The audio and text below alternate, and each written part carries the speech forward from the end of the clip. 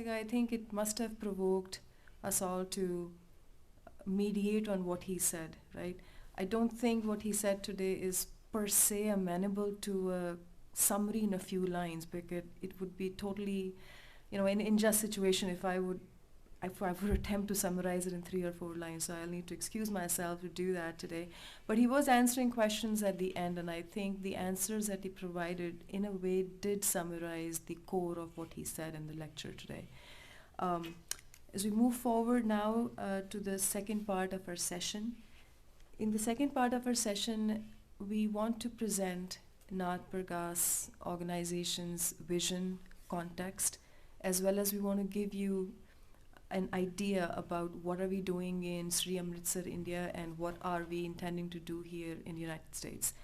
As I was mentioning, we've just set up this organization in USA late last year, and we want to talk about what we want to do in the US, etc.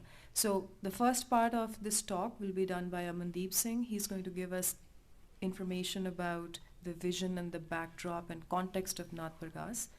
And then the second part, I'll come and provide inputs on what is our functioning in the US and what's our functioning in India. Amandeep Singh.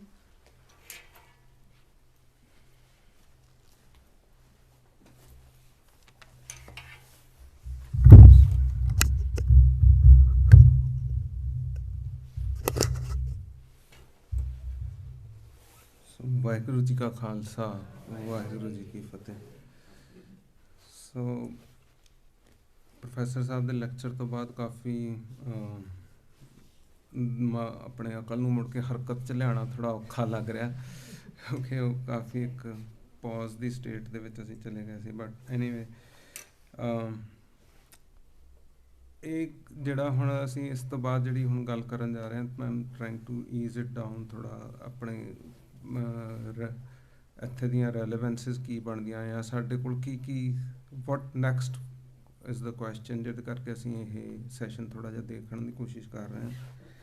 ਸੋ ਇੱਕ ਗੱਲ ਜਿਹੜੀ ਕਿ ਖਾਸ professor ਸਾਹਿਬ ਦੇ ਜਿਹੜੇ lecture 'ਚ ਸਾਨੂੰ ਸਾਰਿਆਂ ਨੂੰ ਦੇਖਣ ਨੂੰ ਇੱਕ ਮਿਲਦੀ ਹੈ ਕਿ ਉਹ ਇਹ ਆ ਕਿ ਕੋਈ ਵੀ ਧਰਮ ਦੀ ਜਿਹੜੀ ਪ੍ਰਵਿਰਤੀਆਂ ਨੇ ਉਹ ਜਾਂ ਉਹਦੀਆਂ ਫੰਕਸ਼ਨਿੰਗਸ ਨੇ, ਉਹਦੇ ਵਿੱਚ ਦੋ ਐਸਪੈਕਟਸ ਜਿਹੜੇ ਇੰਪੋਰਟੈਂਟ ਰਹਿ ਰਹੇ ਨੇ।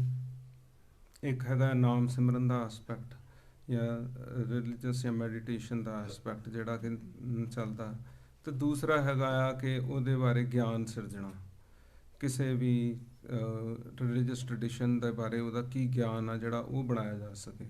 ਸੋ ਇਹ ਦੋ ਇੰਪੋਰਟੈਂਟ ਐਸਪੈਕਟਸ ਹਰੇਕ ਰਿਲੀਜਨ ਦੇ ਵਿੱਚ ਬੜੇ ਕਾਰਗਰ ਹੁੰਦੇ ਆ, ਕਿਉਂਕਿ ਜੇ ਤੱਕ ਕਿਸੇ ਵੀ ਨਾਮ ਸਿਮਰਨ ਦੇ ਟ੍ਰੈਡੀਸ਼ਨ ਨੂੰ ਅਕਲ 'ਚ ਢਾਲ ਕੇ ਕਿਸੇ ਗਿਆਨ ਦੇ ਵਿੱਚ ਨਾ ਸਿਰਜਿਆ ਜਾਵੇ, ਉਦੋਂ ਤੱਕ ਉਹ ਰਿਲੀਜੀਅਸ ਟ੍ਰੈਡੀਸ਼ਨ ਆਪਣਾ ਪੂਰਾ ਫੈਲਾਅ ਨਹੀਂ ਬਣਾਉਂਦੀ, ਇੱਕ ਸਿਵਲਾਈਜੇਸ਼ਨਲ ਮਾਡਲ ਨਹੀਂ ਪੈਦਾ ਕਰ ਸਕਦੀ, ਉਹਦਾ ਹਿਸਟਰੀ 'ਚ ਦਖਲ ਨਹੀਂ ਹੋ ਸਕਦਾ, ਉਹਦਾ ਵਰਲਡ ਵਿਊ ਤਿਆਰ ਨਹੀਂ ਹੋ ਸਕਦਾ। ਸੋ ਗਿਆਨ ਸਿਰਜਣਾ ਉਹਦੇ ਨਾਲ ਹਮੇਸ਼ਾ ਨਾਮ ਸਿਮਰਨ ਦੇ ਨਾਲ ਚੱਲਦਾ ਆ। ਸੋ ਇਹ ਇੱਕ ਡਾਇਮੈਂਸ਼ਨ ਹੈਗੀ ਆ ਜਿਹੜੀ ਕਿ ਸਾਨੂੰ ਸਾਰਿਆਂ ਨੂੰ ਥੋੜ੍ਹਾ ਜਿਹਾ ਧਿਆਨ ਨਾਲ ਦੇਖਣੀ ਚਾਹੀਦੀ ਹੈ, ਕਿਉਂਕਿ ਜਦੋਂ ਇਸਲਾਮ ਧਰਤੀ ਦੇ ਉੱਤੇ ਆਇਆ ਸੀਗਾ, ਇਹ ਮੈਂ ਤੁਹਾਨੂੰ ਇਕੱਲਾ ਆਪਣੇ ਸਿੱਖੀ ਦੇ ਰੈਫਰੈਂਸ 'ਚੋਂ ਨਹੀਂ ਕਹਿ ਰਿਹਾ, ਵੀ ਜਦੋਂ ਇਸਲਾਮ ਧਰਤੀ 'ਤੇ ਆਇਆ ਅਤੇ ਇਸਲਾਮ ਨੇ ਆ ਕੇ ਵੀ ਮਤਲਬ ਉਹਨਾਂ ਦਾ ਸਭ ਤੋਂ ਜ਼ਿਆਦਾ ਜਿਹੜਾ ਸਟਰੈਸ ਸੀਗਾ, ਪਹਿਲਾਂ ਉਹਨਾਂ ਦਾ ਕਲਮਾ ਪੜ੍ਹਨ ਦੇ ਉੱਤੇ ਸੀਗਾ, ਅਤੇ ਦੂਸਰਾ ਨਾਲ ਮੁਹੰਮਦ ਸਾਹਿਬ ਨੇ ਜਿਹੜੀ ਮੁਸਲਮਾਨਾਂ ਨੂੰ ਹਿਦਾਇਤ ਦਿੱਤੀ ਉਹ ਇਲਮ ਨੂੰ ਪੈਦਾ ਕਰਨ ਦੀ ਸੀ। ਇਲਮ ਹੋਣਾ ਜ਼ਰੂਰੀ ਹੈ, ਅਤੇ ਇਲਮ ਤੋਂ ਬਿਨਾਂ ਕੋਈ ਵੀ ਰਿਲੀਜਨ ਆਪਣੀਆਂ ਸਿਵਲਾਈਜੇਸ਼ਨਲ ਪ੍ਰੈਕਟਿਸਿਸ, ਆਪਣੀਆਂ ਕਮਿਊਨਿਟੀ ਦੀਆਂ ਪ੍ਰੈਕਟਿਸਿਸ ਬਿਨਾਂ ਇਲਮ ਤੋਂ ਪੈਦਾ ਨਹੀਂ ਕਰ ਸਕਦਾ, ਜਿਹਦੇ ਨਾਲ ਕਿ ਉਹਦਾ ਹਿਸਟਰੀ ਦੇ ਵਿੱਚ ਕੰਟੀਨਿਊਟੀ ਨਹੀਂ ਬਣਦੀ। ਸੋ ਇਲਮ ਜਿਹੜਾ ਆ ਉਹ ਹਰੇਕ ਰਿਲੀਜਨ ਦਾ ਇੱਕ ਸੈਂਟਰਲ ਕਹਿ ਲਓ ਵੀ ਇੱਕ ਪਾਰਟ ਆ, ਜਿਹਦੇ ਕਰਕੇ ਉਹ ਰਿਲੀਜਨ ਹਮੇਸ਼ਾ ਆਪਣੇ ਆਪ ਨੂੰ ਪ੍ਰਫੁੱਲਤ ਬਣਾਉਂਦਾ ਆ ਅਤੇ ਹੋਰ ਸਟੇਜਸ ਦੇ ਵਿੱਚ ਆਪਣੇ ਆਪ ਨੂੰ ਡਿਵੈਲਪ ਕਰਵਾਉਂਦਾ ਹੈ। ਸੋ ਸਿੱਖੀ ਦੇ ਵਿੱਚ ਵੀ ਇਲਮ ਦੀ ਬੜੀ ਸੈਂਟਰਲ ਚੀਜ਼, ਜਿੱਦਾਂ ਮੈਂ ਤੁਹਾਨੂੰ ਸਾਖੀ ਹੀ ਸੁਣਾ ਕੇ ਸ਼ੁਰੂ ਕਰਦਾ ਵੀ ਜਿਹੜੀ ਗੁਰੂ ਅੰਗਦ ਦੇ ਪਾਤਸ਼ਾਹ ਦੇ ਕੋਲ ਜਦੋਂ ਹੁਮਾਯੂੰ ਰਾਜਾ ਜਾਂਦਾ ਅਤੇ ਉਹ ਗੁਰੂ ਸਾਹਿਬ ਦੇ ਕੋਲ ਹੁੰਦਾ, ਅਤੇ ਉਹ ਆਪਣੇ ਮੈਨੂੰ ਅਟੈਂਸ਼ਨ ਉਹਨਾਂ ਨੂੰ ਮਹਾਰਾਜ ਉਸ ਵੇਲੇ ਸਟੂਡੈਂਟਸ ਨੂੰ ਪੜ੍ਹਾ ਰਹੇ ਹੁੰਦੇ ਆ, ਅਤੇ ਮਹਾਰਾਜ ਆਪਣੀ ਕਲਾਸ ਨੂੰ ਨਹੀਂ ਡਿਸਟਰਬ ਹੋਣ ਦਿੰਦੇ, ਕਿਉਂਕਿ ਉਹ ਇਲਮ ਦਾ ਸੈਂਟਰ ਜਿਹੜਾ ਆ ਉਸ ਵੇਲੇ ਚੱਲ ਰਿਹਾ, ਤੇ ਉਹਦੇ ਲਈ ਭਾਵੇਂ ਉਹ ਰਾਜਾ ਵੀ ਆ ਜਾਂਦਾ ਤੇ ਮਹਾਰਾਜ ਉਸ ਚੀਜ਼ ਨੂੰ ਇਗਨੋਰ ਕਰ ਦਿੰਦੇ ਆ ਤੇ ਉਹਨੂੰ ਇੱਕ ਉਸ ਇਲਮ ਦੇ ਸੈਂਟਰ ਤੋਂ ਬਾਹਰ ਨਹੀਂ ਆਉਣ ਦਿੰਦੇ, ਉਸ ਮਾਹੌਲ ਚੋਂ ਬਾਹਰ ਨਹੀਂ ਆਉਣ ਦਿੰਦੇ, ਜਿਹਦੇ ਕਰਕੇ ਕਿ ਰਾਜੇ ਦੇ ਨਾਲ ਕੋਈ ਸਪੈਸ਼ਲ ਕੋਈ ਉਹਨੂੰ ਥੋੜ੍ਹਾ ਜਿਹਾ ਮਾੜਾ ਵੀ ਲੱਗਦਾ, ਬਟ ਉਹ ਇੱਕ ਅਲੱਗ ਗੱਲ ਆ ਕਿ ਉਹਦੀ ਇੱਕ ਡਾਇਮੈਂਸ਼ਨਸ ਪੈਦਾ ਹੁੰਦੀਆਂ। ਇੱਦਾਂ ਹੀ ਗੁਰੂ ਸਾਹਿਬ ਨੇ ਨਿਰਮਲਾ ਪੰਥ ਜਿਹੜਾ ਆ ਉਹ ਵੀ ਪੈਦਾ ਕੀਤਾ। ਸੋ ਮਹਾਰਾਜ ਨੇ 52 ਕਵੀ ਰੱਖੇ ਆ, ਤੇ ਗੁਰੂ ਸਾਹਿਬ ਨੇ ਆਪ ਜਾ ਕੇ ਗੋਸ਼ਟੀਆਂ ਕੀਤੀਆਂ ਨੇ, ਚਾਹੇ ਉਹ ਜਿੰਨੇ ਵੀ ਰਿਲੀਜੀਅਸ ਸੈਂਟਰਸ ਵਾਲੇ ਬੰਦੇ ਆ, ਚਾਹੇ ਉਹ ਉਹਨਾਂ ਨੂੰ ਪਰਬਤਾਂ 'ਤੇ ਜਾਣਾ ਪਿਆ, ਪਰ ਉਹਨਾਂ ਨੇ ਜਾ ਕੇ ਉਹ ਗੋਸ਼ਟੀਆਂ ਕੀਤੀਆਂ ਜਿਹਦੇ ਨਾਲ ਉਹ ਇਲਮ ਦਾ ਜਿਹੜਾ ਉਹਦਾ ਮਾਹੌਲ ਹੈ, ਜਿਹੜਾ ਉਹਦੀ ਇੱਕ ਐਜੂਕੇਸ਼ਨ ਦੀ ਜਿਹੜੀ ਇੱਕ ਮੁੱਢਲਾ ਸਿਧਾਂਤ ਹੈ, ਜਾਂ ਜਿਹੜਾ ਉਹਦੇ ਬਾਰੇ ਜਿਹੜੀ ਉਹਦੀ ਫਿਲਾਸਫੀ ਹੈ, ਉਹਦੇ ਨਾਲ ਡਾਇਰੈਕਟ ਇੰਗੇਜਮੈਂਟ ਜਿਹੜੀ ਆ ਗੁਰੂ ਸਾਹਿਬ ਨੇ ਪਾਈ ਹੈ। ਸੋ ਇਲਮ ਜਿਹੜਾ ਆ ਉਹ ਕਿਸੇ ਵੀ ਧਰਤੀ ਦਾ, ਕਿਸੇ ਵੀ ਰਿਲੀਜਨ ਦਾ ਇੱਕ ਸੈਂਟਰਲ ਪਾਰਟ ਹੁੰਦਾ ਹੈ ਆਪਣੇ ਆਪ ਨੂੰ ਇੱਕ ਸਿਵਲਾਈਜੇਸ਼ਨਲ ਮਾਡਲ ਪੈਦਾ ਕਰਨ ਦੇ ਲਈ। ਇਹ ਗੱਲ ਸਿੱਖਾਂ ਨੂੰ ਥੋੜ੍ਹਾ ਜਿਹਾ ਦੇਖਣਾ ਚਾਹੀਦਾ ਕਿ ਇਲਮ ਤੋਂ ਬਿਨਾਂ ਅਸੀਂ ਇਹਨੂੰ ਅੱਗੇ ਪ੍ਰੋਗਰੈਸ ਨਹੀਂ ਕਰਵਾ ਸਕਦੇ। ਸੋ ਦੂਸਰਾ ਹੈਗਾ ਆ ਕਿ ਫਰੀਡਮ ਇਲਮ, ਹੁਣ ਜਿਹਦੇ ਇਲਮ ਦੇ ਉੱਤੇ ਬਹੁਤ ਸਾਰੀਆਂ ਮੈਂ ਕੁਐਸਚਨਸ ਬਾਅਦ 'ਚ ਕਰਦਾ, ਬਹੁਤ ਸਾਰੀਆਂ ਜਿਹੜੇ ਫਰੀਡਮ ਅਤੇ ਇਗਨੋਰੈਂਸਿਸ ਜਿਹੜੀਆਂ ਹੁੰਦੀਆਂ ਆ, ਜਿਹੜੀਆਂ ਜਿੱਦਾਂ ਮਤਲਬ ਇਹ ਜਿਹੜੀ ਬੇਸਿਕਲੀ ਇਹਦੇ ਉੱਤੇ ਇਲਮ ਦੇ ਉੱਤੇ ਬਹੁਤ ਕਿਤਾਬਾਂ ਲਿਖੀਆਂ ਗਈਆਂ ਨੇ, ਅਤੇ ਬੜੇ ਫਿਲਾਸਫਰਸ ਨੇ ਐਜੂਕੇਸ਼ਨ ਦੇ ਮਾਡਲ ਜਿਹੜੇ ਤਿਆਰ ਕੀਤੇ ਆ। ਉਹ ਇਕੱਲੇ ਸਿੱਖਾਂ ਨੇ ਹੀ ਨਹੀਂ, ਮਤਲਬ ਇਸਲਾਮਿਕ ਸਕੂਲਸ ਵੀ ਬਣੇ ਆ ਜਿਹੜੇ ਇਹ ਬਹੁਤ ਮਤਲਬ ਐਜੂਕੇਸ਼ਨ ਦੇ ਉੱਤੇ ਕਾਫੀ ਜ਼ਿਆਦਾ ਡਾਇਲੋਗ ਪੈਦਾ ਕੀਤਾ ਗਿਆ। ਜਿੱਦਾਂ ਪਲੈਟੋ ਨੇ ਹੀ ਸਭ ਤੋਂ ਪਹਿਲਾਂ ਯੂਨੀਵਰਸਿਟੀ ਦਾ ਮਾਡਲ ਜਿਹੜਾ ਹੈਗਾ ਉਸ ਏਜ ਦੇ ਵਿੱਚ ਉਹਨੇ ਇੱਕ ਤਰ੍ਹਾਂ ਦਾ ਖਾਕਾ ਤਿਆਰ ਕਰਕੇ ਦੇ ਦਿੱਤਾ ਸੀਗਾ। ਸੋ ਇਲਮ ਦੀ ਜਿਹੜੀ ਹੈਗੀ ਆ ਇੱਕ ਸੈਂਟਰਲ ਪੋਜੀਸ਼ਨ ਹੈ, ਜਿਹਦੇ ਕਰਕੇ ਸਕੂਲਿੰਗ ਉਹ ਇੰਪੋਰਟੈਂਟ ਜਿਹੜੀ ਹੈ, ਉਹ ਅਸੀਂ ਦੁਨਿਆਵੀ ਸਕੂਲਿੰਗ ਲੈਂਦੇ ਹਾਂ ਸੈਕੂਲਰ ਵਰਲਡ ਦੇ ਵਿੱਚ, ਪਰ ਉਹਦਾ ਜਿਹੜਾ ਆਪਣੇ ਅਧਿਆਤਮਕਤਾ ਦੇ ਨਾਲ ਜਿਹੜਾ ਬ੍ਰਿਜ ਹੈ, ਉਹ ਇਹ ਬ੍ਰਿਜ ਪੈਦਾ ਕਰਨਾ ਬਹੁਤ ਇੱਕ ਸਾਡੇ ਵਾਸਤੇ ਵੀ ਹਰੇਕ ਰਿਲੀਜੀਅਸ ਸਕੂਲ ਦੀ ਇੱਕ ਆਪਣੀ ਉਹ ਪ੍ਰਾਥਮਿਕਤਾ ਹੈ, ਅਤੇ ਉਹਦੇ ਵਿੱਚ ਉਹਨੇ ਆਪਣਾ ਵਰਕ ਜਿਹੜਾ ਆ ਉਹਨੂੰ ਅੱਗੇ ਲੈ ਕੇ ਜਾਣਾ ਹੁੰਦਾ। ਸੋ what does education actually provides? Education is actually a freedom from ignorance and from the darkness. So ਜਿਹੜੀ ਬੰਦੇ ਦੇ ਅੰਦਰ ਦੀ ਡਾਰਕਨੈਸ ਆ ਜਾਂ ਉਹਦੀ ਇਗਨੋਰੈਂਸ ਆ, ਉਹਨੂੰ ਐਜੂਕੇਸ਼ਨ ਦਾ ਮੇਨ ਜਿਹੜਾ ਕ੍ਰਾਈਟੀਰੀਆ ਜਾਂ ਮਕਸਦ ਹੁੰਦਾ ਕਿ ਉਹਨੂੰ ਉਹ ਐਨਲਾਈਟਨ ਕਰੇ। ਸੋ ਇਹਦੇ ਨਾਲ ਬੰਦੇ ਦੀਆਂ ਜਿਹੜੀਆਂ ਲੋਅਰ ਸਟੇਜਸ ਆਫ ਕੌਨਸ਼ੀਅਸਨੈਸ ਨੇ, ਜਿਹੜੀਆਂ ਆਮ ਹਿਸਟੋਰੀਕਲ ਟਾਈਮ ਦੇ ਵਿੱਚ ਚੱਲਦੀਆਂ, ਉਹ ਹਾਇਰ ਸਟੇਜਸ ਆਫ ਕੌਨਸ਼ੀਅਸਨੈਸ ਤੱਕ ਦਾ ਜਾਂ ਰੀਅਲਾਈਜ਼ਡ ਸਟੇਟ ਆਫ ਕੌਨਸ਼ੀਅਸਨੈਸ ਜਿਹੜੀ ਆ ਉਹ ਐਜੂਕੇਸ਼ਨ ਦੇ ਰਾਹੀਂ ਪੈਦਾ ਹੁੰਦੀ ਹੈ। So it is impossible to have a secular life. ਹੁਣ ਜਿਹੜੀ ਅੱਜ ਦੀ ਦਿਹਾੜੀ ਦੀ ਸਾਡੀ ਦੁਵਿਧਾ ਇਹ ਆ ਕਿ ਸੈਕੂਲਰ ਲਾਈਫ ਦੇ ਵਿੱਚ ਅਸੀਂ ਐਜੂਕੇਟਡ ਵੀ ਹਾਂ ਅਤੇ ਇਵੋਲਵਡ ਵੀ ਹਾਂ, ਅਤੇ ਬਟ ਅਸੀਂ ਰਿਲੀਜੀਅਸ ਲਾਈਫ ਦੇ ਵਿੱਚ ਉਹ ਟਰਡੀਸ਼ਨਲ ਜਾਂ ਉਸ ਟਰਡੀਸ਼ਨ ਨੂੰ ਅਸੀਂ ਇਸ ਲਾਈਫ ਦੇ ਨਾਲ ਕਨੈਕਟ ਕਿੱਦਾਂ ਕਰਨਾ, ਉਹਦਾ ਅਸੀਂ ਕੋਈ ਜ਼ਿਆਦਾ ਉਹਦੇ ਬਾਰੇ ਕੋਈ ਜ਼ਿਆਦਾ ਰਿਸਰਚ ਪੈਦਾ ਕਰਨ ਦੇ ਲਈ ਸਾਡਾ ਹਜੇ ਥੋੜ੍ਹਾ ਧਿਆਨ ਹੈ, ਮਤਲਬ ਚੱਲ ਰਿਹਾ ਥੋੜ੍ਹਾ ਬਹੁਤਾ ਐਫਰਟਸ ਸਾਰੀਆਂ ਸਿੱਖਾਂ ਦੇ ਵਿੱਚ ਵੀ ਚੱਲ ਰਿਹਾ, ਪਰ ਉਹਦਾ ਇੱਕ ਯੂਨੀਵਰਸਲ ਗਿਆਨ ਪੈਦਾ ਕਰਨ ਵੱਲ ਦਾ ਧਿਆਨ ਹਜੇ ਉਹੋ ਜਿਹਾ ਰੁਝਾਨ ਅਸੀਂ ਥੋੜ੍ਹਾ ਹੋਰ ਐਫਰਟ ਦੀ ਮੰਗ ਕਰਦਾ ਹੈ ਸਾਡੇ ਤੋਂ। So mind would involve in matter but not upliftment of consciousness. So ਜੇ ਤੁਹਾਡਾ ਮਾਈਂਡ ਇਕੱਲਾ if there is no upliftment of one's consciousness, ਤੇ mind will only involve in matter, ਤੇ ਉਹਦੇ ਨਾਲ ਇਕੱਲਾ ਮੈਟਰ ਦੇ ਨਾਲ ਇੱਕ ਅਸੀਂ ਆਪਣੇ ਉਹਦੇ ਫੋਰਸਿਸ ਦੇ ਵਿੱਚ ਹੀ ਹਿਸਟਰੀ ਦੇ ਵਿੱਚ ਆਪਣੇ ਆਪ ਨੂੰ ਪਾਈ ਰੱਖਾਂਗੇ, ਅਤੇ ਉਹਦੇ ਨਾਲ ਅਸੀਂ ਉਹਦਾ ਕੀ ਬਣਾਉਣਾ ਹੈ, ਇਹ ਇੱਕ ਗੈਪ ਸਾਡੇ ਵਿੱਚ ਬਣਦਾ ਜਾਏਗਾ। ਸੋ ਜਿੱਦਾਂ ਜਦੋਂ ਕਲੋਨੀਅਲ ਪੀਰੀਅਡ ਆਇਆ ਅਤੇ ਇਹਨਾਂ ਨੇ ਆਪਣੇ ਇਲਮ ਦੀਆਂ ਬਹੁਤ ਸਾਰੀਆਂ ਚੀਜ਼ਾਂ ਈਸਟ ਨੇ ਲਿਜਾ ਕੇ ਅੰਗਰੇਜ਼ਾਂ ਨੇ ਲਿਜਾ ਕੇ ਉੱਥੇ ਈਸਟ ਦੇ ਵਿੱਚ ਰੱਖੀਆਂ, ਅਤੇ ਜਿਹੜੇ ਉਸ ਵੇਲੇ ਦੇ ਵੀ ਜਿਹੜੇ ਇੱਕ ਸੁਚੇਤ ਮਾਈਂਡ ਸੀਗੇ, ਉਹਨਾਂ ਨੇ ਉੱਥੋਂ ਬਾਹਰ ਆ ਕੇ ਆਪਣੀਆਂ ਯੂਰਪ ਦੇ ਵਿੱਚ ਆ ਕੇ ਆਪਣੀਆਂ ਫਿਲਾਸਫੀਜ਼, ਉਹਨਾਂ ਦੀਆਂ ਸਾਇੰਸਿਸ, ਉਹਨਾਂ ਦੇ ਨਾਲ ਜੋ ਉਹਨਾਂ ਦੀ ਐਜੂਕੇਸ਼ਨ ਦੇ ਸੈਂਟਰ ਆ ਉਹਨਾਂ ਦੇ ਵਿੱਚ ਰਹਿ ਕੇ ਆਪਣਾ ਉੱਥੋਂ ਇਲਮ ਪ੍ਰਾਪਤ ਕੀਤਾ। ਅਤੇ ਜਿੱਦਾਂ ਹੁਣ ਇਕਬਾਲ ਆ, ਉਹਨਾਂ ਨੇ ਜਾ ਕੇ ਕਿਤਾਬ ਲਿਖੀ ਰੀਕਨਸਟਰਕਸ਼ਨ ਆਫ ਰਿਲੀਜੀਅਸ ਥਾਟ ਇਨ ਇਸਲਾਮ। ਸੋ ਇਹਦੇ ਵਿੱਚ ਉਹਨਾਂ ਨੇ ਜਿਹੜਾ ਰੀਕਨਸਟਰਕਸ਼ਨ ਵਾਲੀ ਕਿਤਾਬ ਆ, ਇਹਨੂੰ ਧਿਆਨ ਨਾਲ ਦੇਖੋ ਤਾਂ ਉਹਦੇ ਵਿੱਚ ਉਹ ਕਿਹਦੇ ਨਾਲ ਡੀਲ ਕਰ ਰਿਹਾ, ਉਹ ਟਾਈਮ ਸਪੇਸ ਦੀ ਜਿਹੜੀ ਅੰਡਰਸਟੈਂਡਿੰਗ ਜਿਹੜੀ ਕਿ ਵੈਸਟ ਨੇ ਪੈਦਾ ਕੀਤੀ ਹੋਈ ਆ, ਉਹਦੇ ਮੋਰੇ ਉਹ ਇਸਲਾਮਿਕ ਡਾਇਲੋਗ ਪੈਦਾ ਕਰ ਰਿਹਾ ਆ।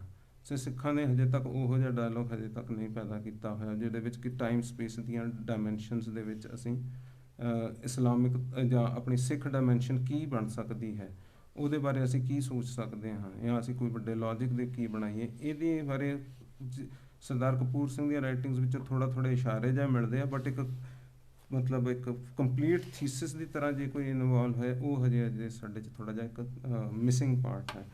ਇੱਦਾਂ ਹੀ ਸ੍ਰੀ ਅਰਬਿੰਦੋ ਜਿਹੜਾ ਸੀਗੇ, ਉਹਨਾਂ ਨੇ ਵੀ ਉੱਥੇ ਦੀਆਂ ਈਸਟਰਨ ਸੁਸਾਇਟੀਜ਼ ਦੀਆਂ ਚੀਜ਼ਾਂ ਨੂੰ ਦੇਖਦਿਆਂ ਹੋਇਆਂ ਆਪਣੇ ਵੈਸਟ ਦੇ ਨਾਲ ਇੱਕ ਡਾਇਲੋਗ ਕੀਤਾ। ਉਹਨਾਂ ਦੀਆਂ ਕਾਫੀ ਸਾਰੀਆਂ ਕਿਤਾਬਾਂ ਪਬਲਿਸ਼ਡ ਨੇ। ਉਹਨਾਂ ਨੇ 3 ਸਟੇਜਸ ਦੇ ਵਿੱਚ ਹਿਊਮਨ ਲਾਈਫ ਦੀ ਡਿਵੈਲਪਮੈਂਟ ਦਿਖਾਈ ਆ। ਇੱਕ ਉਹਨਾਂ ਨੇ ਦਿਖਾਈ ਆ ਕਿ ਬੰਦਾ ਜਿਹੜਾ ਹੁੰਦਾ ਉਹ ਸਬ ਰੈਸ਼ਨਲ ਜਾਂ ਇਨਫਰਾ ਰੈਸ਼ਨਲ ਹੁੰਦਾ, ਰੈਸ਼ਨਲ ਨਹੀਂ ਹੋਇਆ ਹਜੇ ਮਾਈਂਡ। ਦੂਸਰੇ ਸਟੇਜ ਦੇ ਉੱਤੇ ਉਹ ਰੈਸ਼ਨਲ ਹੋ ਜਾਂਦਾ ਅਤੇ ਉਹਨੂੰ ਚੀਜ਼ਾਂ ਸਮਝ ਲੱਗ ਜਾਂਦੀਆਂ ਆ। ਅਤੇ ਤੀਸਰੇ ਸਟੇਜ ਦੇ ਉੱਤੇ ਉਹ ਸੁਪਰਾ ਰੈਸ਼ਨਲ ਹੋ ਜਾਂਦਾ ਕਿ ਜਿਹਦੇ ਵਿੱਚ ਉਹਨੂੰ ਰਿਲੀਜਨ ਨਾਲ ਡਾਇਲੋਗ ਕਰਕੇ ਆਪਣੀਆਂ ਜਿਹੜੀਆਂ ਅੰਡਰ ਰੈਸ਼ਨਲ ਜਾਂ ਇਨਫਰਾ ਰੈਸ਼ਨਲ ਚੀਜ਼ਾਂ ਆ ਉਹਨਾਂ ਨਾਲ ਵੀ ਡਾਇਲੋਗ ਕਰਕੇ ਉਹਨੂੰ ਇੱਕ ਹਾਇਰ ਸਟੇਜ ਦੇ ਵਿੱਚ ਲਾ ਕੇ ਇੱਕ ਸੁਪਰ ਰੈਸ਼ਨਲ ਦੇ ਵਿੱਚ ਐਂਟਰ ਕਰਵਾ ਸਕਦਾ ਬੰਦਾ, ਜੇ ਉਹਦੇ ਕੋਲ ਇਸ ਪ੍ਰੋਸੈਸ ਦੇ ਵਿੱਚੋਂ ਜਦੋਂ ਕੌਨਸ਼ੀਅਸਨੈਸ ਜਦੋਂ ਡਿਵੈਲਪ ਹੁੰਦੀ ਹੈ। ਸੋ ਇਹ ਇਹੋ ਜਿਹੀ ਮਤਲਬ ਉਹਨਾਂ ਦੀ ਕਿਤਾਬਾਂ ਕਾਫੀ ਸ੍ਰੀ ਅਰਬਿੰਦੋ ਦੀਆਂ ਬਹੁਤ ਸਾਰੀਆਂ ਕਿਤਾਬਾਂ ਦ ਹਿਊਮਨ ਸਾਈਕਲ ਦੇਖ ਸਕਦੇ ਹੋ ਜਾਂ ਦ ਲਾਈਫ ਡਿਵਾਈਨ ਦੇਖ ਸਕਦੇ ਹੋ ਜੇ ਤੁਸੀਂ ਇਹ ਐਜੂਕੇਸ਼ਨ ਦੇ ਉਹਨਾਂ ਦੇ ਮਾਡਲ ਦੇਖਣਾ ਚਾਹੁੰਦੇ ਹੋ। ਸੋ ਕਾਫੀ ਜ਼ਿਆਦਾ ਇੰਪੋਰਟੈਂਟ ਨੇ, ਕਾਫੀ ਜ਼ਿਆਦਾ ਵੱਡੀ ਉਹਨਾਂ ਦੀ ਇੱਕ ਉਹਨਾਂ ਨੇ ਪੌਂਡੀਚੇਰੀ ਦੇ ਵਿੱਚ ਇੱਕ ਆਸ਼ਰਮ ਵੀ ਬਣਾਇਆ ਹੋਇਆ ਅਤੇ ਉੱਥੇ ਕਾਫੀ ਸਾਰੀ ਵੱਡੀ ਲਾਇਬ੍ਰੇਰੀ ਹੈ ਅਤੇ ਉਹਨਾਂ ਦੀਆਂ ਬੁੱਕਸ ਉੱਥੇ ਮਿਲਦੀਆਂ ਅਤੇ ਉਹਦੇ ਉੱਤੇ ਬਹੁਤ ਸਾਰੀ ਕਮੈਂਟਰੀਜ਼ ਆ ਜਿਹੜੀਆਂ ਕਿ ਉਹਨਾਂ ਨੇ ਕੀਤੀਆਂ ਹੋਈਆਂ। ਇਸੇ ਤਰ੍ਹਾਂ ਸ਼ਾਂਤੀ ਨਿਕੇਤਨ ਨਾਮ ਦਾ ਇੰਸਟੀਚਿਊਟ ਜਿਹੜਾ ਕਿ ਟੈਗੋਰ ਨੇ ਚਲਾਇਆ ਸੀਗਾ ਉਸ ਸਮੇਂ ਦੇ ਵਿੱਚ, ਉਹ ਵੀ ਇੱਕ ਉਹਨਾਂ ਨੇ ਵੈਸਟ ਦੇ ਨਾਲ ਡਾਇਲੋਗ ਕਰਦਿਆਂ ਹੋਇਆਂ ਇੱਕ ਆਪਣੀ ਟਰਡੀਸ਼ਨ ਨੂੰ ਅੱਗੇ ਤੋਰਨ ਦੇ ਲਈ ਇੱਕ ਸਕੂਲ ਦੀ ਇਸਟੈਬਲਿਸ਼ਮੈਂਟ ਕੀਤੀ। ਸੋ ਇਸ ਤਰ੍ਹਾਂ ਇਸ ਤੋਂ ਅੱਗੇ ਜਾਣ ਤੋਂ ਪਹਿਲਾਂ ਮੈਂ ਥੋੜ੍ਹਾ ਜਿਹਾ ਇੱਕ ਰੋਲ ਆਫ ਐਜੂਕੇਸ਼ਨ ਜਿਹੜਾ ਆ ਉਹਦੇ ਉੱਤੇ ਮੈਂ 5-7-10 ਪੁਆਇੰਟ ਨੇ ਜਿਹੜੇ ਕਿ ਤੁਹਾਡੇ ਨਾਲ ਸ਼ੇਅਰ ਕਰਨਾ ਚਾਹੁੰਦਾ ਕਿ ਐਜੂਕੇਸ਼ਨ ਦਾ ਰੋਲ ਹੁੰਦਾ ਕੀ as a human being, as a person, ਮੈਨੂੰ ਐਜ਼ ਐਨ ਇੰਡੀਵਿਜੂਅਲ ਮੇਰੇ ਵਾਸਤੇ ਐਜੂਕੇਸ਼ਨ ਦਾ ਕੀ ਰੋਲ ਹੈ।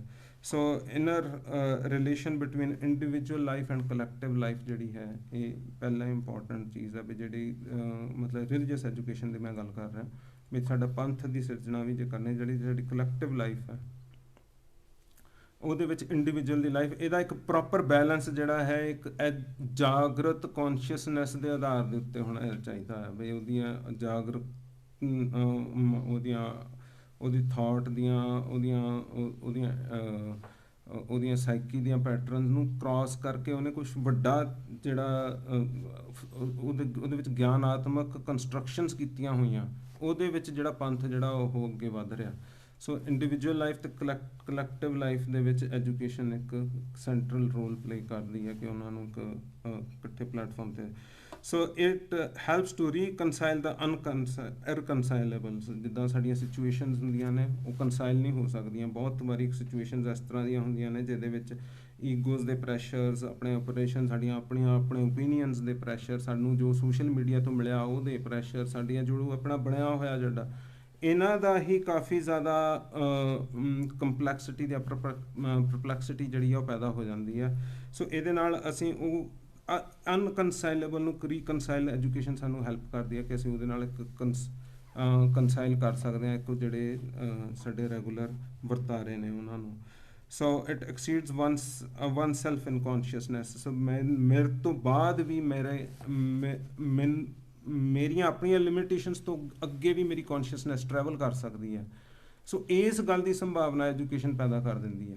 ਨਹੀਂ ਤਾਂ ਜੇ ਅਸੀਂ ਮਤਲਬ ਐਜੂਕੇਸ਼ਨ ਤੋਂ ਭਾਵ ਇਕੱਲਾ ਇਹ ਨਾ ਲਿਆ ਜਾਵੇ ਕਿ ਇਕੱਲਾ ਅਕੈਡਮਿਕ ਐਜੂਕੇਸ਼ਨ ਹੈ ਜਾਂ ਇਕੱਲੀ ਇੱਕ ਉਹ ਹੈ, ਬਟ ਉਹ ਇੱਕ ਬਹੁਤ ਵੱਡਾ ਪਿੱਲਰ ਹੈ। ਬਟ ਜਿਹੜਾ ਮੈਂ ਇੱਥੇ ਗੱਲ ਕਰ ਰਿਹਾ ਵੀ ਜਿਹੜੀ ਰਿਲੀਜੀਅਸ ਐਜੂਕੇਸ਼ਨ ਹੈ ਜਾਂ ਗੁਰੂ ਦੀ ਦਿੱਤੀ ਹੋਈ ਐਜੂਕੇਸ਼ਨ ਹੈ, ਉਸ ਐਜੂਕੇਸ਼ਨ ਦਾ ਜਿਹੜਾ ਸੈਕੂਲਰ ਵਰਲਡ ਦੇ ਨਾਲ ਜਿਹੜਾ ਡਾਇਲੋਗ ਹੋਣਾ, ਮੈਂ ਉਸ ਐਜੂਕੇਸ਼ਨ ਨੂੰ ਇੱਕ ਦੇ ਥਾਟ ਦੇ ਉੱਤੇ ਦੇਖ ਰਿਹਾ। So realizing the spirituality of the material world and vice versa.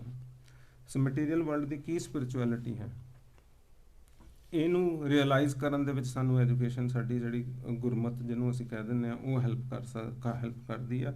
So basically realizing the spirituality of the material world and also realizing the materiality of the spiritual world, ਇਹ ਪੈਰਾਡੌਕਸ ਹੀ ਬੜਾ ਉਹ ਹੈਗਾ ਆ ਜਿਹੜਾ ਕਿ ਇੱਕ ਕਾਫੀ ਸਾਡੇ ਤੋਂ ਵੱਡੀ ਡਿਮਾਂਡ ਕਰ ਰਿਹਾ ਕਿ ਅਸੀਂ ਮਟੀਰੀਅਲ ਵਰਲਡ ਦੀ ਵਿੱਚ ਵੀ ਸਪਿਰਿਚੁਅਲਿਟੀ ਦੇਖੀਏ, ਬਟ ਸਪਿਰਿਚੁਅਲ ਵਰਲਡ ਦੀ ਕੀ ਮਟੀਰੀਅਲਿਟੀ ਬਣ ਸਕਦੀ ਹੈ, ਉਹਦਾ ਹਿਸਟਰੀ 'ਚ ਕੀ ਦਖਲ ਹੋ ਸਕਦਾ ਹੈ, ਜਿਹਦੇ ਵਿੱਚ ਜਿੱਦਾਂ ਅਕਾਲ ਤਖਤ ਸਾਹਿਬ ਹੈ ਉਹਦਾ ਕੀ ਦਖਲ ਹੋ ਸਕਦਾ ਹੈ, ਉਹ ਮਟੀਰੀਅਲ ਉਹਦੇ ਲਈ ਵੀ ਸਾਨੂੰ ਇਸ ਐਜੂਕੇਸ਼ਨ ਜਿਹੜੀ ਹੈ ਉਹ ਇੰਪੋਰਟੈਂਟ ਹੈ। ਸੋ ਪੈਰਾਡੌਕਸੀਕਲ ਨੇਚਰ ਆਫ ਲਾਈਫ ਹੁੰਦੀ ਹੈ ਯੂਜੂਅਲੀ। ਤੁਸੀਂ ਦੇਖੋ ਅੱਜ ਦੀ ਦਿਹਾੜੀ ਦਾ ਵੀ ਇੱਕ ਬੜਾ ਵੱਡਾ ਪੈਰਾਡੌਕਸ ਹੈਗਾ। ਇੱਕ ਪਾਸੇ ਅਸੀਂ ਹਿਊਮਨ ਰਾਈਟਸ ਤੇ ਲਿਬਰਟੀ ਵਗੈਰਾ ਇਹੋ ਜਿਹੀਆਂ ਚੀਜ਼ਾਂ ਦੀ ਗੱਲਾਂ ਦੇਖਦੇ ਹਾਂ ਜਿਹੜੀਆਂ ਕਿ ਆਮ ਸਾਡੇ ਦੂਰੀ ਚੱਲ ਰਹੀਆਂ, ਦੂਸਰੇ ਪਾਸੇ ਅਸੀਂ ਇਹ ਵੀ ਦੇਖਦੇ ਹਾਂ ਕਿ ਦੱਬ ਕੇ ਪਾਵਰਟੀ ਆ ਅਤੇ ਈਗੋਜ਼ ਦੇ ਮਸਲੇ ਹੀ ਨਹੀਂ ਰਿਜ਼ੋਲਵ ਹੋ ਰਿਹਾ, ਅਤੇ ਉਹ ਈਗੋ ਦੇ ਜਾਂ ਰੇਸਿਸ ਦੇ ਮਸਲੇ ਇਸ ਲੈਵਲ 'ਤੇ ਆ ਗਏ ਆ ਕਿ ਉਹ ਇੱਕ ਕਿਸੇ ਵੀ ਲੈਵਲ ਦੇ ਵਿਸਫੋਟ ਦੀ ਤਰ੍ਹਾਂ ਹੀ ਜਿੱਦਾਂ ਹੁਣ ਲੜਾਈ ਮਤਲਬ ਰਸ਼ੀਆ ਦਾ ਵੀ ਅਟੈਕ ਹੋਇਆ। ਸੋ ਇਹ ਇੱਦਾਂ ਦੀ ਹਿਸਟਰੀ ਦੀ ਅਨਫੋਲਡਿੰਗ ਦੇ ਵਿੱਚ ਇਹ ਚੀਜ਼ਾਂ ਇੱਦਾਂ ਹੀ ਚੱਲ ਰਹੀਆਂ ਨੇ। ਸੋ ਬੇਸਿਕਲੀ ਅਸੀਂ ਆਪਣੇ ਆਪ ਨੂੰ ਕਹਿੰਦੇ ਹਾਂ ਕਿ ਅਸੀਂ ਮੈਚਿਓਰ ਹੋ ਗਏ ਹਾਂ ਜਾਂ ਹੋਰ ਰੈਸ਼ਨਲ ਹੋ ਗਏ ਹਾਂ ਪੁਰਾਣੇ ਜ਼ਮਾਨੇ ਨਾਲੋਂ, ਪਰ ਇਹਦਾ ਪੈਰਾਡੌਕਸ ਹੈਗਾ ਕਿ ਸਾਨੂੰ ਇਹ ਚੀਜ਼ਾਂ ਨਾਲ ਹਿਸਟਰੀ ਦੇ ਵਿੱਚ ਇਸ ਤਰ੍ਹਾਂ ਮਿਲ ਰਹੀਆਂ ਕਿ ਸਾਡੀ ਈਗੋਜ਼ ਹੀ ਨਹੀਂ ਮੈਨੇਜ ਹੋ ਰਹੀਆਂ ਕਿ ਅਸੀਂ ਉਹਨਾਂ ਨੂੰ ਅਸਰਟ ਕਰਨ ਦੇ ਲਈ ਇਹ ਚੀਜ਼ਾਂ ਨੂੰ ਪੂਰਾ ਜ਼ੋਰ ਨਾਲ ਹਿਸਟਰੀ 'ਚ ਲੈ ਕੇ ਆ ਰਹੇ ਹਾਂ। It opens the possibility of growth and rejects the staticity of experience. So only education helps to open the possibility of growth। ਸਾਡੀ ਅਗਲੀ ਜਿਹੜੀ ਐਵੋਲੂਸ਼ਨ ਹੋਊਗੀ ਜਾਂ ਸਾਡੀ ਗਰੋਥ ਹੋਊਗੀ ਉਹ ਐਜੂਕੇਸ਼ਨ ਦੇ ਰਾਹੀਂ ਹੀ ਪੋਸੀਬਲ ਹੋ ਸਕਦੀ ਹੈ। And rejects the staticity of experience. ਸਾਡਾ ਐਕਸਪੀਰੀਅੰਸ ਨਹੀਂ ਤਾਂ ਅਦਰਵਾਈਜ਼ ਸਟੈਟਿਕ ਹੋ ਜਾਏਗਾ। ਅਸੀਂ ਉਸ ਸਟੈਟਿਸਿਟੀ ਆਫ ਐਕਸਪੀਰੀਅੰਸ ਨੂੰ ਜਦੋਂ ਇੱਕ ਗਰੋਥ ਜਾਂ ਇਵੋਲਵ ਕਰਵਾਉਣਾ ਹੈ ਉਹਦੇ 'ਚ ਵੀ ਸਾਨੂੰ ਇਸ ਚੀਜ਼ ਦੀ ਇੱਕ ਸੈਂਟਰਲ ਲੋੜ ਰਹਿੰਦੀ ਹੈ। It is not only for increasing the efficiency. ਅਸੀਂ ਐਜੂਕੇਸ਼ਨ ਨੂੰ ਇਕੱਲਾ ਐਫੀਸ਼ੀਐਂਸੀ ਇਨਕਰੀਜ਼ ਕਰਨ ਦੇ ਲਈ ਨਹੀਂ ਦੇਖ ਸਕਦੇ, but also for self discovery and self development. So ਸਾਡੀ ਸੈਲਫ ਡਿਸਕਵਰੀ ਵੀ ਤਾਂ ਅਸੀਂ ਕਰਨੀ ਹੈ ਨਾ, ਅਸੀਂ ਆਪਣੇ ਸੈਲਫ ਡਿਵੈਲਪਮੈਂਟ ਵੀ ਕਰਨੀ ਹੈ। ਸੋ ਇਹਦੇ ਵਿੱਚ ਵੀ ਅਸੀਂ ਇੱਕ ਇਹਦਾ ਰੋਲ ਦੇਖਦੇ ਹਾਂ। So it connects the objective and the subjective world. ਇਹ ਵੀ ਐਜੂਕੇਸ਼ਨ ਸਾਨੂੰ ਇੱਕ ਹੈਲਪ ਕਰਦੀ ਹੈ ਕਿ ਨਹੀਂ ਤਾਂ ਅਦਰਵਾਈਜ਼ ਸਾਡੇ ਸਬਜੈਕਟਿਵ ਵਰਲਡ ਜਿਹੜਾ ਹੈਗਾ ਉਹ ਕਈ ਵਾਰੀ ਆਬਜੈਕਟਿਵ ਹੀ ਨਹੀਂ ਹੁੰਦਾ ਅਤੇ ਅਸੀਂ ਕਿਸੇ ਉਹ ਆਪਣੇ ਇਮੋਸ਼ਨਸ ਦੇ ਸਿਰ 'ਤੇ ਹੀ ਆਪਣੇ ਓਪੀਨੀਅਨਸ ਜਿਹੜੇ ਉਹ ਦੇ ਰਹੇ ਹੁੰਦੇ ਹਾਂ। So it enables the connection between the spiritual quest and the outer world. So ਸਾਡੀ ਆਪਣੀ ਸਪਿਰਿਚੁਅਲ ਕੁਐਸਟ ਕੀ ਹੈ ਅਤੇ ਆਊਟਰ ਵਰਲਡ ਕੀ ਹੈ, ਇਹਦੇ ਵਿੱਚ ਦਾ ਕਨੈਕਸ਼ਨ ਜਿਹੜਾ ਹੈਗਾ ਆ ਇਹ ਐਜੂਕੇਸ਼ਨ ਹੈਲਪ ਕਰਦੀ ਹੈ। ਸੋ ਇਹ 7, 8, 10 ਪੁਆਇੰਟਸ ਨੇ ਜਿਨ੍ਹਾਂ ਦੇ ਉੱਤੇ ਮੈਂ ਹੋਰ ਵੀ ਹੋ ਸਕਦੇ ਆ, ਮੈਂ ਤਾਂ ਸਿਰਫ ਆਪਣੇ ਵੱਲੋਂ ਜੋ ਮੈਂ ਪੜ੍ਹਿਆ ਉਹਨਾਂ ਦੇ ਆਧਾਰ 'ਤੇ ਤੁਹਾਨੂੰ ਦੇ ਦੇਵੇ। ਇਹਨਾਂ ਦੇ ਆਧਾਰ 'ਤੇ ਅਸੀਂ ਦੇਖ ਸਕਦੇ ਹਾਂ ਕਿ ਆਹ ਚੀਜ਼ਾਂ ਜਿਹੜੀਆਂ ਹੈਗੀਆਂ ਕਿ ਐਜੂਕੇਸ਼ਨ ਸਾਨੂੰ ਕਿਸ ਤਰ੍ਹਾਂ ਹੈਲਪ ਕਰਦੀ ਹੈ। ਸੋ ਹੁਣ ਇਹਨੂੰ ਅਸੀਂ ਸੈਕੂਲਰ ਡੈਮੋਕ੍ਰੈਟਿਕ ਵਰਲਡ ਅੱਜ ਦੀ ਮਾਡਰਨ ਯੁੱਗ ਦੇ ਵਿੱਚ ਦੇਖੀਏ ਵੀ ਇਹਦਾ ਕੀ ਰੋਲ ਹੋ ਰਿਹਾ। So social reality and truth are not confined to a community. So ਇਹ ਗੱਲ ਨੂੰ ਸਾਨੂੰ ਯਾਦ ਰੱਖਣਾ ਚਾਹੀਦਾ ਹੈ ਕਿ ਕੋਈ ਵੀ ਸੋਸ਼ਲ ਰਿਐਲਿਟੀ ਜਾਂ ਟਰੁੱਥ ਜਿਹੜਾ ਹੈਗਾ it is not confined to a community, right. So world of ideas is connected with the world of existence. So ਜੋ ਸਾਡੀ ਆਈਡੀਆਜ਼ ਦਾ ਵਰਲਡ ਹੈ ਅਤੇ ਜਿਹੜੇ ਅਸੀਂ ਐਗਜ਼ਿਸਟੈਂਸ ਕਰ ਰਹੇ ਹਾਂ ਇਹਨਾਂ ਦੇ ਵਿੱਚ ਆਪਸੀ ਕਨੈਕਸ਼ਨ ਜਿਹੜਾ ਹੈਗਾ ਇਹ ਇਸਟੈਬਲਿਸ਼ ਕਰਨਾ ਜ਼ਰੂਰੀ ਹੁੰਦਾ। ਸੋ ਇਹ ਕਿਸੇ ਵੀ ਐਜੂਕੇਸ਼ਨ ਤੋਂ ਬਿਨਾਂ ਅਸੀਂ ਉਹਨੂੰ ਆਈਡੀਆਜ਼ ਦੇ ਵਰਲਡ ਨੂੰ ਜੇ ਸਿੱਧਾ ਹੀ ਅਪਰੋਚ ਕਰਾਂਗੇ ਅਤੇ ਉਹਦੇ ਐਗਜ਼ਿਸਟੈਂਸ ਦੇ ਵਿੱਚ ਜਦੋਂ ਉਹਦਾ ਮੀਨਿੰਗ ਕੱਢਾਂਗੇ ਅਤੇ ਉਹ ਕਈ ਵਾਰੀ ਉਸ ਆਈਡੀਆ ਦੇ ਨਾਲ ਹੀ ਵਾਇਲੈਂਸ ਹੋ ਜਾਂਦੀ ਹੈ ਜਿਹਨੂੰ ਅਸੀਂ ਇੰਪਲੀਮੈਂਟ ਕਰਨਾ ਚਾਹ ਰਹੇ ਹੁੰਦੇ ਹਾਂ। So world of ideas is intertwined and increasingly complex. It is becoming very much complex in these days, especially the world of ideas. ਇੰਨੇ ਸਾਰੇ ideas ਆ ਰਹੇ ਆ especially with the IT revolution and everything। ਸਾਡੇ ਇੰਨੇ ideas ਇਕੱਠੇ ਇੱਕਦਮ ਸਾਡੇ ਮਾਈਂਡ ਦੇ ਉੱਤੇ ਬੰਬਾਰਡਮੈਂਟ ਕਰ ਰਹੇ ਆ। ਸੋ ਅਸੀਂ ਉਹਨਾਂ ਦੀ ਕੰਪਲੈਕਸਿਟੀ ਨੂੰ ਸਮਝੇ ਬਿਨਾਂ ਉਹਨਾਂ ਦੀਆਂ ਆਪਸ ਦੀਆਂ ਇੰਟਰਟਵਾਈਨਿੰਗ ਉਹਦੇ ਵਿੱਚੋਂ ਕੀ ਪਰਸਪੈਕਟਿਵ ਬਣਾਉਣਾ, ਇਹਦੇ ਲਈ ਸਾਨੂੰ ਇੱਕ ਪ੍ਰੋਪਰ ਸਟੱਡੀ ਚਾਹੀਦੀ ਆ। ਉਹਦੇ ਵਿੱਚ ਪਿਛਲੀਆਂ ਕੋਈ ਬੈਕਗਰਾਊਂਡ, ਹਿਸਟੋਰੀਕਲ ਬੈਕਗਰਾਊਂਡਸ, ਫਿਲੋਸੋਫੀਕਲ ਬੈਕਗਰਾਊਂਡਸ ਉਹਨਾਂ ਦੇ ਉੱਤੇ ਆਧਾਰਿਤ ਹੀ ਆਪਾਂ ਆਪਣੀਆਂ ਕੰਪਲੈਕਸਿਟੀਜ਼ ਨੂੰ ਰਿਜ਼ੋਲਵ ਕਰਨ ਦੇ ਲਈ ਪੋਸੀਬਲੀ ਕੋਈ ਮੀਨਿੰਗਫੁਲ ਡਾਇਲੋਗ ਪੈਦਾ ਕਰ ਸਕਦੇ ਹਾਂ। ਸੋ ਉਹਨੂੰ ਦੇਖੇ ਬਿਨਾਂ ਅਸੀਂ ਇੱਕ ਪ੍ਰੋਪਰ ਇਵੋਲਵਿੰਗ ਸੁਸਾਇਟੀ ਪੈਦਾ ਕਰਨ ਦੀ ਸਾਡੀ ਲਿਮਿਟੇਸ਼ਨ ਬਣ ਜਾਏਗੀ। So we evolve as a evolving of a Sikh worldview to quench the spiritual thirst and man's action in history. So ਅਸੀਂ ਆਪਣਾ ਇੱਕ ਵਰਲਡ ਵਿਊ ਜਿਹੜਾ ਤਿਆਰ ਕਰੀਏ ਅਤੇ ਜਿਹਦੇ ਨਾਲ ਕਿ ਅਸੀਂ ਆਪਣੀ ਸਪਿਰਚੁਅਲ ਥਰਸਟ ਵੀ ਆਪਣੀ ਅਸੀਂ ਕੁਐਂਚ ਕਰੀਏ, ਜਿਹਦੇ ਨਾਲ ਕਿ ਸਾਡੀ ਅਤੇ ਇਨ ਮੈਨਸ ਐਕਸ਼ਨ ਸਾਡਾ ਆਪਣਾ ਐਕਸ਼ਨ ਜਿਹੜਾ ਹਿਸਟਰੀ ਦੇ ਵਿੱਚ ਵੀ ਇੱਕ ਲਾਹੇਵੰਦ ਹੋਵੇ। ਸੋ ਅਦਰਵਾਈਜ਼ ਉਹ ਹਿਸਟਰੀ ਦੇ ਵਿੱਚ ਨਹੀਂ ਲਾਹੇਵੰਦ ਹੁੰਦਾ। ਤੁਸੀਂ ਦੇਖੋ ਹਿਸਟਰੀ ਬਹੁਤ ਘੱਟ ਸਮਿਆਂ 'ਤੇ ਵਾਪਰਦੀ ਆ। ਅਸੀਂ ਐਗਜ਼ਿਸਟੈਂਸ ਤਾਂ ਕਰਦੇ ਹਾਂ, ਅਸੀਂ ਸੋਚਦੇ ਹਾਂ ਸ਼ਾਇਦ ਇਹਦੇ ਨਾਲ ਹੀ ਹਿਸਟਰੀ ਬਣ ਜਾਏਗੀ, ਇਹਦੇ ਨਾਲ ਕੋਈ ਹਿਸਟਰੀ ਨਹੀਂ ਬਣਦੀ। ਤੁਸੀਂ ਕੋਈ ਹਿਸਟਰੀ ਦੀ ਕਿਤਾਬ ਚੱਕੋ, 2-4 ਸਫ਼ੇ ਚੱਕੋਗੇ, 100 ਸਾਲ ਦਾ ਪੀਰੀਅਡ ਲੰਘ ਜਾਂਦਾ। ਸੋ ਸਾਨੂੰ ਇਹ ਪਤਾ ਹੀ ਨਹੀਂ ਲੱਗਦਾ ਕਿ ਉਹਦੇ ਵਿੱਚ 100 ਸਾਲ ਚਲੇ ਵੀ ਗਏ। ਅਤੇ ਇੱਦਾਂ ਹੀ ਇਹ ਮਤਲਬ ਸਾਡੀ ਹਿਸਟਰੀ ਜਿਹੜੀ ਹੈ ਇਸ ਐਕਸ਼ਨ ਦੇ ਵਿੱਚ ਬਣੂਗੀ ਕਿ ਅਸੀਂ ਇਸ ਸਮੇਂ ਇਸ ਟਾਈਮ ਸਪੇਸ ਦੇ ਨਾਲ ਕੀ ਡੀਲ ਕਰ ਰਹੇ ਹਾਂ, ਫਿਰ ਉਹ ਹਿਸਟੋਰੀਕਲ ਮੂਵਮੈਂਟ ਪੈਦਾ ਹੁੰਦਾ। ਸੋ ਇਹ ਕਾਫੀ ਜ਼ਿਆਦਾ ਥੋੜ੍ਹਾ ਹੋਰ ਸਿੰਸੈਰਿਟੀ ਦੀ ਅਤੇ ਹੋਰ ਡੈਂਸਿਟੀ ਦੀ ਮੰਗ ਕਰਦਾ ਹੈ ਇਨਫੈਕਟ। ਸੋ ਜਦ ਤੱਕ ਉਹ ਡੈਂਸਿਟੀ ਸਾਡੇ ਥੋਟ ਦੀ ਨਹੀਂ ਹੈ ਅਤੇ ਉਹ ਹਿਸਟੋਰੀਕਲ ਐਕਸ਼ਨ ਬਣਨਾ ਥੋੜ੍ਹਾ ਬਾਕੀ ਚੱਲ ਵੀ ਰਿਹਾ, ਜੋ ਅਸੀਂ ਕਰ ਰਹੇ ਹਾਂ ਥੋੜ੍ਹਾ ਬਹੁਤਾ ਹੋ ਵੀ ਰਿਹਾ, ਮਤਲਬ ਮੈਂ ਇਹਨੂੰ ਪੂਰਾ ਖਾਰਿਜ ਵੀ ਨਹੀਂ ਕਰ ਰਿਹਾ। So Sikh action is not suppose to be one action in a whole. So ਸਾਡਾ ਇੱਕ ਐਕਸ਼ਨ ਨਹੀਂ ਹੋਣਾ ਚਾਹੀਦਾ ਇੱਕ ਹੋਲ ਦੇ ਵਿੱਚ। It is not a particular in a secular democratic world, it has its own universal. ਸਾਡਾ ਆਪਣਾ ਯੂਨੀਵਰਸਲ ਹੈ। ਸੋ ਅਸੀਂ ਇੱਕ ਐਕਸ਼ਨ ਨਹੀਂ ਕਰਨਾ ਇਸ ਸੈਕੂਲਰ ਡੈਮੋਕ੍ਰੈਟਿਕ ਵਰਲਡ ਦੀ ਥਾਟ ਦੇ ਪੈਰਾਮੀਟਰਸ ਦੇ ਵਿੱਚ ਜਾਂ ਪੈਰਾਡੋਕਸਿਸ ਦੇ ਵਿੱਚ। ਅਸੀਂ ਆਪਣਾ ਇੱਕ ਯੂਨੀਵਰਸਲ ਵੀ ਪੈਦਾ ਕਰਨਾ ਹੈ ਨਾ। ਅਕਾਲ ਤਖਤ ਸਾਹਿਬ ਦਾ ਜੇ ਕੋਈ ਮਾਡਲ ਅਕਾਲ ਤਖਤ ਸਾਹਿਬ ਤੋਂ ਸੈਕੂਲਰ ਵਰਲਡ ਨੂੰ ਦਿੱਤਾ ਜਾ ਸਕਦਾ, ਜਿਹਦੇ ਨਾਲ ਕਿ ਉਹਦਾ ਥਿਓਰੈਟੀਕਲ ਮਾਡਲ ਪੈਦਾ ਹੋ ਜਾਏ, ਇਸ ਚੀਜ਼ ਦੀ ਕੋਈ ਸਿੱਖਾਂ ਨੇ ਕੋਈ ਮਤਲਬ ਉਸ ਚੀਜ਼ ਨੂੰ ਸੋਚ ਕੇ ਕੀ ਬਣਾਇਆ, ਇਸ ਗੱਲ ਨੂੰ ਵੀ ਸਾਨੂੰ ਕਿਸੇ ਨਾ ਕਿਸੇ ਲੈਵਲ 'ਤੇ ਰਿਅਲਾਈਜ਼ ਕਰਕੇ ਅੱਗੇ ਸੋਚਣਾ ਪਏਗਾ।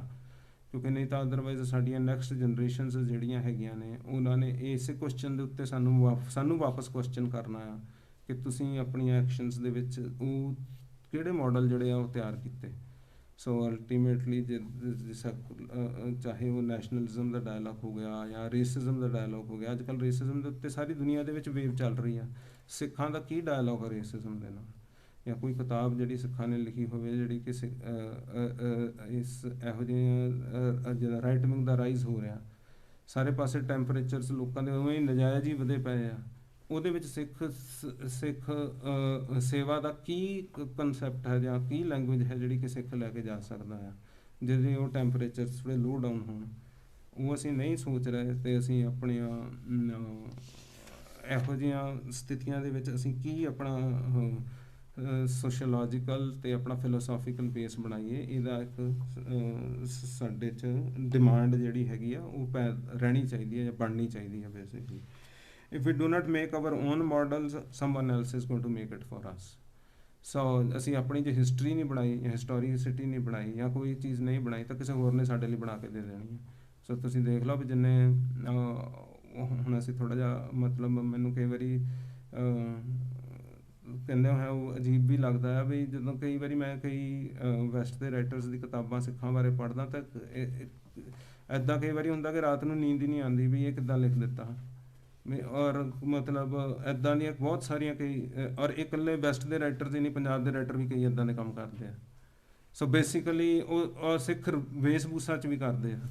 ਸੋ ਬੇਸਿਕਲੀ ਸਾਨੂੰ ਹੁਣ ਇਸ ਗੱਲ ਨੂੰ ਕਿਸ ਤਰ੍ਹਾਂ ਮਤਲਬ ਸਿੱਖਾਂ ਨੇ ਜੇ ਆਪਣਾ ਨਹੀਂ ਵਰਲਡ ਵਿਊ ਤਿਆਰ ਕਰਨਾ ਤਾਂ ਕਿਸੇ ਹੋਰ ਨੇ ਕਰਕੇ ਤੁਹਾਨੂੰ ਦੇ ਦੇਣਾ ਅਤੇ ਉਹਦੇ ਵਿੱਚ ਅਸੀਂ ਭੁਗਤਣਾ।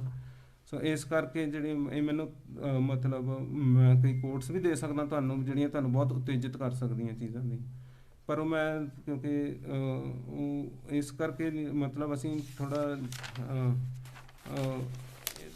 ਮਤਲਬ ਇਹਨੂੰ ਥੋੜ੍ਹਾ ਇੱਕ ਸਿੰਸੈਰਿਟੀ ਦੀ ਜਿਹੜੀ ਡਿਮਾਂਡ ਹੈਗੀ ਆ ਉਹ ਸਿੱਖਾਂ ਦੀ ਅੰਦਰੋਂ ਜਾਗਣੀ ਚਾਹੀਦੀ ਹੈ ਅਤੇ ਸਿੱਖਾਂ ਨੇ ਉਸ ਆਪਣੀਆਂ ਚੀਜ਼ਾਂ ਨੂੰ ਅਸੀਂ ਆਪ ਬਣਾ ਲਵਾਂਗੇ ਤਾਂ ਸਾਨੂੰ ਇੱਕ ਐਜ ਮਿਲ ਸਕਦੀ ਹੈ, ਰਾਈਟ, ਰਾਦਰ ਦੈਨ ਕਿ ਅਸੀਂ ਹਮੇਸ਼ਾ ਹੀ ਕਿਸੇ ਹੋਰ ਦੇ ਉੱਤੇ ਡਿਪੈਂਡਡ ਰਹੀਏ। ਹੁਣ ਇਹਦੇ ਨਾਲ ਜੇ ਅਸੀਂ ਕੰਪੈਰੀਜ਼ਨ ਕਰੀਏ ਅਮਰੀਕਾ ਦੇ ਵਿੱਚ ਜਿਹੜੇ ਬੁੱਧਿਸਟ ਸਕੂਲਸ ਆ ਜਾਂ ਜਿਹੜੇ ਇਸਲਾਮਿਕ ਸਕੂਲਸ ਆ ਜਾਂ ਜਿਹੜੇ ਕ੍ਰਿਸਚਨ ਸਕੂਲਸ ਆ, ਤਾਂ ਤੁਸੀਂ ਹੈਰਾਨ ਹੋ ਜਾਓਗੇ ਵੀ ਜਿਹੜੀਆਂ ਵੱਡੀਆਂ ਵੱਡੀਆਂ ਯੂਨੀਵਰਸਿਟੀਜ਼ ਆ ਅਮਰੀਕਾ ਦੀਆਂ, ਸਭ ਤੋਂ ਵੱਡੀਆਂ ਯੂਨੀਵਰਸਿਟੀਜ਼ ਆ, ਚਾਹੇ ਉਹ ਮਤਲਬ ਕੋਲੰਬੀਆ ਹੋ ਗਈ, ਚਾਹੇ ਉਹ ਹਾਰਵਰਡ ਹੋ ਗਈ, ਸਟੈਨਫੋਰਡ ਹੋ ਗਈ, ਯੇਲ ਹੋ ਗਈ, ਇਹਨਾਂ ਦੇ ਵਿੱਚ ਸਾਰੀਆਂ ਮਤਲਬ ਟਾਪ ਮੋਸਟ ਯੂਨੀਵਰਸਿਟੀਜ਼ ਦੇ ਵਿੱਚ ਇੱਕ ਇਸਲਾਮਿਕ ਸੈਂਟਰ ਹੋਊਗਾ, ਇੱਕ ਬੁੱਧਿਸਟ ਸੈਂਟਰ ਹੋਊਗਾ, ਔਰ ਇਹਨਾਂ ਨੇ ਆਪਣੀਆਂ ਆਪਣੀਆਂ ਬੁੱਧਿਸਟ ਨੇ ਤਾਂ 8-10 ਯੂਨੀਵਰਸਿਟੀਜ਼ ਵੀ ਬਣਾਈਆਂ ਹੋਈਆਂ ਅਮਰੀਕਾ ਦੇ ਵਿੱਚ। ਕ੍ਰਿਸਚਨਸ ਦੇ ਕੋਈ 156 ਕਾਲਜਸ ਆ ਜਿਹੜੇ ਚੱਲਦੇ ਆ, 6500 ਕ੍ਰਿਸਚਨ ਸਕੂਲ ਆ ਜਿਹੜੇ ਇੱਥੇ ਚੱਲਦੇ ਆ, ਅਤੇ ਸਿੱਖਾਂ ਦੀਆਂ ਉਸ ਵਰਲਡ ਵਿਊ ਜਿਹੜਾ ਉਹ ਤਿਆਰ ਕਰ ਰਹੇ ਆ, ਉਹਦੇ ਵਿੱਚ ਸਾਡੀ ਜਿਹੜੀ ਪਾਰਟੀਸਪੇਸ਼ਨ ਆ ਉਹ ਮਤਲਬ ਬਹੁਤ ਛੋਟੇ ਸਤਰ ਦੇ ਉੱਤੇ ਬਹੁਤ ਥੋੜ੍ਹੀ ਆ। ਮਤਲਬ ਚਲੋ ਸਿੱਖਾਂ ਦਾ ਹਜੇ ਤੱਕ ਇਸ ਗੱਲ ਦੇ ਵੱਲ ਬਹੁਤਾ ਧਿਆਨ ਨਹੀਂ ਹੈਗਾ। ਹੁਣ ਇਹਨਾਂ ਦੇ ਇਕੱਲੇ ਯੂਨੀਵਰਸਿਟੀਜ਼ ਜਾਂ ਉਹੋ ਹੀ ਨਹੀਂ ਹੈਗੀਆਂ, ਇਹਨਾਂ ਦੇ ਜਰਨਲਸ ਬੜੇ ਵੱਡੇ ਵੱਡੇ ਆ। ਹੁਣ ਬੁੱਧਿਸਟ ਦੀ ਕਿੰਨੀ ਪਾਪੂਲੇਸ਼ਨ ਆ, ਬਹੁਤ ਥੋੜ੍ਹੀ ਪਾਪੂਲੇਸ਼ਨ ਆ, ਲੇਕਿਨ ਇਹਨਾਂ ਦੇ ਜਰਨਲ ਇੰਨੇ ਚੱਲਦੇ ਆ ਜਿਹੜੇ ਕਿ ਔਰ ਇਹਨਾਂ ਨੇ ਇੰਨਾ ਓਪਨ ਬਣਾਇਆ ਆਪਣੀਆਂ ਸੁਸਾਇਟੀਜ਼ ਨੂੰ, ਜਿਹੜਾ ਵੀ ਇੱਥੋਂ ਦੇ ਜੰਮਪਲ ਬੱਚੇ ਆ ਉਹ ਵੀ ਇਨਫੈਕਟ ਇਸ ਗੱਲ ਵੱਲੋਂ ਅਟਰੈਕਟ ਹੁੰਦੇ ਆ ਕਿ ਇਹਨਾਂ ਦੇ ਕੋਲ ਕੀ ਹੈਗਾ ਆ ਵੀ ਜਿਹੜਾ ਕਿ। ਔਰ ਯੂਨੀਵਰਸਿਟੀ ਆਫ ਮਿਸ਼ੀਗਨ 'ਚ ਚਲੇ ਜਾਓ, ਇੱਥੇ ਜਿਹੜਾ ਬੁੱਧਿਸਟ ਸਕੂਲ ਆ ਅਤੇ ਜਿਹੜਾ ਸਿੱਖ ਸਕੂਲ ਆ, ਉਹਨਾਂ ਦੀ ਐਨਰੋਲਮੈਂਟਸ ਦੇਖੋ, ਤੁਹਾਨੂੰ ਹੈਰਾਨਗੀ ਹੋ ਜੂਗੀ ਦੇਖ ਕੇ ਵੀ ਮਤਲਬ ਮੋਰ ਦੈਨ ਮਤਲਬ ਇੱਕ ਪੂਰਾ ਰਸ਼ ਹੁੰਦਾ ਕਿ ਅਸੀਂ ਜਿੱਦਾਂ ਹੀ ਉਹਨਾਂ ਨੇ ਖੋਲ੍ਹਣੀ ਆ ਅਤੇ ਵਿਦਨ 2 days ਉਹਨਾਂ ਦੀ ਸਾਰੀਆਂ ਸੀਟਾਂ ਭਰ ਜਾਂਦੀਆਂ, ਅਤੇ ਸਿੱਖਾਂ ਦੀਆਂ ਕਿੰਨੀ ਦੇਰ ਬੈਠੇ ਰਹਿੰਦੇ ਆ, ਅਤੇ ਉਹ ਕਿਤੇ ਕਿਤੇ ਮਤਲਬ ਕੋਈ ਕਿਉਂਕਿ ਸਾਡੀਆਂ ਅਲਟੀਮੇਟ ਗੱਲ ਇਹ ਆ ਕਿ ਸਾਡੀਆਂ ਉਹੋ ਜਿਹੀਆਂ ਫੈਕਲਟੀਜ਼ ਜਿਹੜੀਆਂ ਕਿ ਆਮ ਸੈਕੂਲਰ ਵਰਲਡ ਨਾਲ ਇੰਟਰੈਕਟ ਕਰਕੇ ਪੈਦਾ ਕੀਤੀਆਂ ਜਾਣ, ਜਿਹੜੀਆਂ ਓਪਨ ਹੋਣ, ਜਿਹਦੇ ਵਿੱਚੋਂ ਸਾਡੇ ਬਾਰੇ ਕੋਈ ਇੱਕ ਸਹੀ ਦਿਸ਼ਾ ਪੈਦਾ ਹੋ ਸਕੇ। ਉਸ ਚੀਜ਼ ਦੀ ਸੰਭਾਵਨਾ ਜਿਹੜੀ ਹੈਗੀ ਆ ਹਜੇ ਸਿੱਖਾਂ ਨੇ ਥੋੜ੍ਹੀ ਜਿਹੀ ਇੱਕ ਬਹੁਤ ਕਹਿ ਲਓ ਵੀ ਇੱਕ ਪੂਰੀ ਹਜੇ ਡਿਵੈਲਪ ਨਹੀਂ ਕੀਤੀ। ਸ਼ੁਰੂ ਹੋ ਰਹੇ ਆ, ਮਤਲਬ ਪ੍ਰੋਸੈਸ ਚੱਲ ਵੀ ਰਹੇ ਨੇ ਪਿਛਲੇ 20-25 ਸਾਲ ਤੋਂ 30 ਸਾਲ ਤੋਂ, ਪਰ ਉਹ ਜਿੰਨੀ ਸਪੀਡ ਨਾਲ ਜੋ ਸਪੀਡ ਦੀ ਉਹ ਮੰਗ ਕਰ ਰਿਹਾ ਜਾਂ ਜਿੰਨੀ ਡਿਵੋਸ਼ਨ ਦੀ ਮੰਗ ਕਰ ਰਿਹਾ, ਜਿੰਨੀ ਐਨਰਜੀ ਦੀ ਉਹ ਚੀਜ਼ ਮੰਗ ਕਰ ਰਹੀ ਆ, ਉਨੀ ਐਨਰਜੀ ਹਜੇ ਤੱਕ ਸਿੱਖਾਂ ਨੇ ਗੁਰਦੁਆਰੇ ਸਾਰੇ ਥਾਵਾਂ ਦੇ ਉੱਤੇ ਬਹੁਤ ਬਣਾਏ ਆ ਅਤੇ ਉਹ ਮਹਾਰਾਜ ਨੂੰ ਨਮਸਕਾਰ ਕਰ ਰਹੇ ਆ। ਬਟ ਇਹਦੇ ਨਾਲ ਜਦ ਤੱਕ ਉਹਦਾ ਗਿਆਨ ਨਹੀਂ ਸਿਰਜਿਆ ਜਾਊਗਾ, ਉਹਦੀ ਰੌਸ਼ਨੀ ਜਿਹੜੀ ਧਰਤੀ ਦੇ ਉੱਤੇ ਜਦ ਤੱਕ ਨਹੀਂ ਫੈਲੂਗੀ, ਉਹ ਅਲਟੀਮੇਟਲੀ ਸਾਨੂੰ ਉਹ ਸਾਨੂੰ ਆਪਣੇ ਇੱਕ ਕਲੋਜ਼ਡ ਸਰਕਲ ਦੇ ਵਿੱਚ ਲੈ ਆਊਗੀ, ਜਿਹਦੇ ਵਿੱਚ ਅਸੀਂ ਇੱਥੇ ਅੱਜ ਦੀ ਇੱਕ ਕਾਈਂਡ ਆਫ ਸਿਚੁਏਸ਼ਨ ਦੇ ਵਿੱਚ ਆਪਣੇ ਆਪ ਨੂੰ ਹੀ ਆਪ ਕਨਵਿੰਸ ਕਰਵਾਈ ਜਾ ਰਹੇ ਹਾਂ। ਸੋ ਸਾਡੇ ਨਾਲ ਅੰਗਰੇਜ਼ ਬੱਚਿਆਂ ਦਾ ਜਦੋਂ ਡਾਇਲਾਗ ਹੋਊਗਾ, ਉਹਨਾਂ ਦੇ ਨਾਲ ਅਸੀਂ ਕੀ ਨਵਾਂ ਉਹਨਾਂ ਨੂੰ ਕੀ ਸਾਡੇ ਕੋਲ ਕੋਈ ਇੱਦਾਂ ਦੀਆਂ ਕਿਤਾਬਾਂ ਹੈਗੀਆਂ ਜਿਹੜੀਆਂ ਅਸੀਂ ਉਹਨਾਂ ਨੂੰ ਦੇ ਸਕਦੇ ਹਾਂ।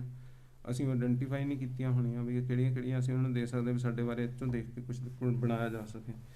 ਸੋ ਇਸ ਵਿਜ਼ਨ ਨੂੰ ਅਸੀਂ ਕਾਈਂਡ ਆਫ ਮੁੱਖ ਰੱਖਦਿਆਂ ਹੋਇਆਂ ਜਾਂ ਸੈਂਟਰ ਦੇ ਵਿੱਚ ਰੱਖਦਿਆਂ ਹੋਇਆਂ ਅਸੀਂ ਇੱਕ ਸਿੱਖਾਂ ਦੇ ਲਈ ਇੱਕ ਇੰਸਟੀਟਿਊਸ਼ਨ ਬਣਾਉਣ ਦੀ ਕੋਸ਼ਿਸ਼ ਕਰ ਰਹੇ ਹਾਂ ਅਤੇ ਅਸੀਂ ਉਹਦੇ ਵੱਲੋਂ ਚੱਲ ਰਹੇ ਹਾਂ, ਕਿਉਂਕਿ ਜਿਹੜਾ ਨੀਡ ਟੂ ਡਿਵੈਲਪ ਸ਼ਬਦ ਫਿਲਾਸਫੀ ਆ ਉਹ ਬਹੁਤ ਸੈਂਟਰਲ ਆ। ਸਾਨੂੰ ਸ਼ਬਦ ਫਿਲਾਸਫੀ ਬਣਾਉਣੀ ਪਏਗੀ।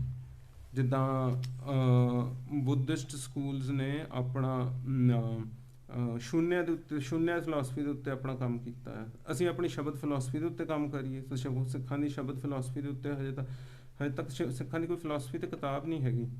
ਸੋ ਬੇਸਿਕਲੀ ਜਦ ਤੱਕ ਅਸੀਂ ਉਹ ਨਹੀਂ ਬਣਾਵਾਂਗੇ ਤਾਂ ਫਿਰ ਉਹ ਮੇਨ ਆਧਾਰ ਉੱਥੇ ਇੱਦਾਂ ਹੀ ਸਿੱਖਾਂ ਨੂੰ ਅਸਥੈਟਿਕਸ ਦੇ ਵਿੱਚ ਅਤੇ ਫਾਈਨ ਆਰਟਸ ਦੇ ਵਿੱਚ ਕੰਮ ਕਰਨ ਦੀ ਲੋੜ ਆ। ਸਾਡੀ ਉਹ ਚੀਜ਼ਾਂ ਡਿਵੈਲਪ ਹੋਣ। ਇਸੇ ਤਰ੍ਹਾਂ ਸਾਨੂੰ ਹਿਸਟੋਰੀਓਗ੍ਰਾਫੀ ਦੇ ਉੱਤੇ ਕੰਮ ਕਰਨ ਦੀ ਲੋੜ ਆ, ਐਂਥਰੋਪੋਲੋਜੀ ਦੇ ਉੱਤੇ ਕੰਮ ਕਰਨ ਦੀ ਲੋੜ ਆ, ਸੋਸ਼ੋਲੋਜੀ ਦੇ ਉੱਤੇ ਕੰਮ ਕਰਨ ਦੀ ਲੋੜ ਆ। ਇਹ ਸਾਰੇ ਡੋਮੇਨਸ ਨੇ ਜਿਹੜੇ ਕਿ ਯੂਨੀਵਰਸਿਟੀਆਂ ਦੇ ਵਿੱਚ ਸੈਕੂਲਰ ਡੋਮੇਨ ਦੇ ਉਹਦੇ ਵਿੱਚ ਪੜ੍ਹਾਏ ਜਾ ਰਹੇ ਨੇ, ਅਤੇ ਸਾਡੇ ਬਾਰੇ ਜੋ ਵੀ ਰਾਏ ਬਣ ਰਹੀ ਆ ਉਹ ਅਸੀਂ ਘੱਟ ਅਤੇ ਬਾਹਰਲੇ ਬੰਦੇ ਸਾਡੇ ਬਾਰੇ ਜ਼ਿਆਦਾ ਬਣਾ ਕੇ ਸਾਨੂੰ ਦੇ ਰਹੇ ਨੇ। ਸੋ ਇਸ ਕਰਕੇ ਸਾਡਾ ਜਿਹੜਾ ਸਪਿਰਿਚੁਅਲ ਕਲਚਰ ਹੈਗਾ ਆ ਉਹ ਇੱਕ ਕਹਿ ਲਓ ਵੀ ਮਟੀਰੀਅਲ ਲਾਈਫ ਦੇ ਨਾਲ ਜਾਂ ਇੱਥੋਂ ਦੀ ਲਾਈਫ ਦੇ ਨਾਲ ਜਾਂ ਹਿਸਟਰੀ ਦੇ ਇੱਥੋਂ ਦੀ ਵੀ ਨਾ ਕਹੋ, ਪੂਰੀ ਦੁਨੀਆ ਦੀ ਲਾਈਫ ਦੇ ਨਾਲ ਕਿਸ ਤਰ੍ਹਾਂ ਕਨੈਕਟ ਹੋਵੇ, ਇਹਦਾ ਇੱਕ ਸੰਭਾਵਨਾ ਜਿਹੜੀ ਕਿ ਸਾਨੂੰ ਉਹ ਦੇਖਣ ਦੀ ਲੋੜ ਆ। And from particular to universal ਬਣਨ ਦਾ ਸਾਨੂੰ ਇੱਕ ਬਹੁਤ ਅਹਿਮ ਪੁਆਇੰਟ ਹੈ, ਮੈਂ ਮੁੜ ਕੇ ਰਿਪੀਟ ਕਰ ਰਿਹਾ। We have to grow from a particular to a universal. So if we have to take that step.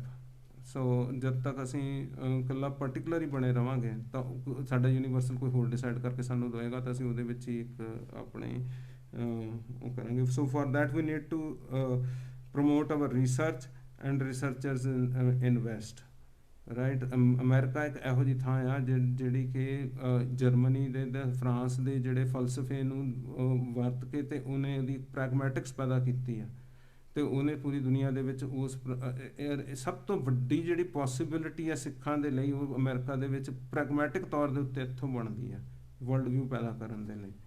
ਸੋ ਉਹ ਕਿਉਂਕਿ ਇੱਕ ਇਹੋ ਜਿਹੀ ਓਪਰਚੁਨਿਟੀ ਖੋਲ੍ਹ ਸਕਦਾ ਹੈ ਅਮਰੀਕਾ ਜਿਹਦੇ ਨਾਲ ਕਿ ਤੁਸੀਂ ਆਪਣਾ ਯੂਨੀਵਰਸਲ ਬਣਾ ਸਕਦੇ ਹੋ ਤੇ ਜੇ ਤੁਹਾਡੇ ਕੋਲ ਉਹ ਥਿਓਰੈਟੀਕਲ ਮਾਡਲ ਹੋਣ ਤਾਂ। ਜੇ ਉਹ ਨਹੀਂ ਹੈਗੇ ਤਾਂ ਫਿਰ ਉਹ ਫਿਰ ਸਾਡੀ ਆਪਣੀ ਹੀ ਲਿਮਿਟੇਸ਼ਨ ਹੈ। So space for the secular students to take interest in the Sikh world ਵੀ ਉਹ ਅਸੀਂ ਹਜੇ ਨਹੀਂ ਬਣਾਈ ਹੋਈ।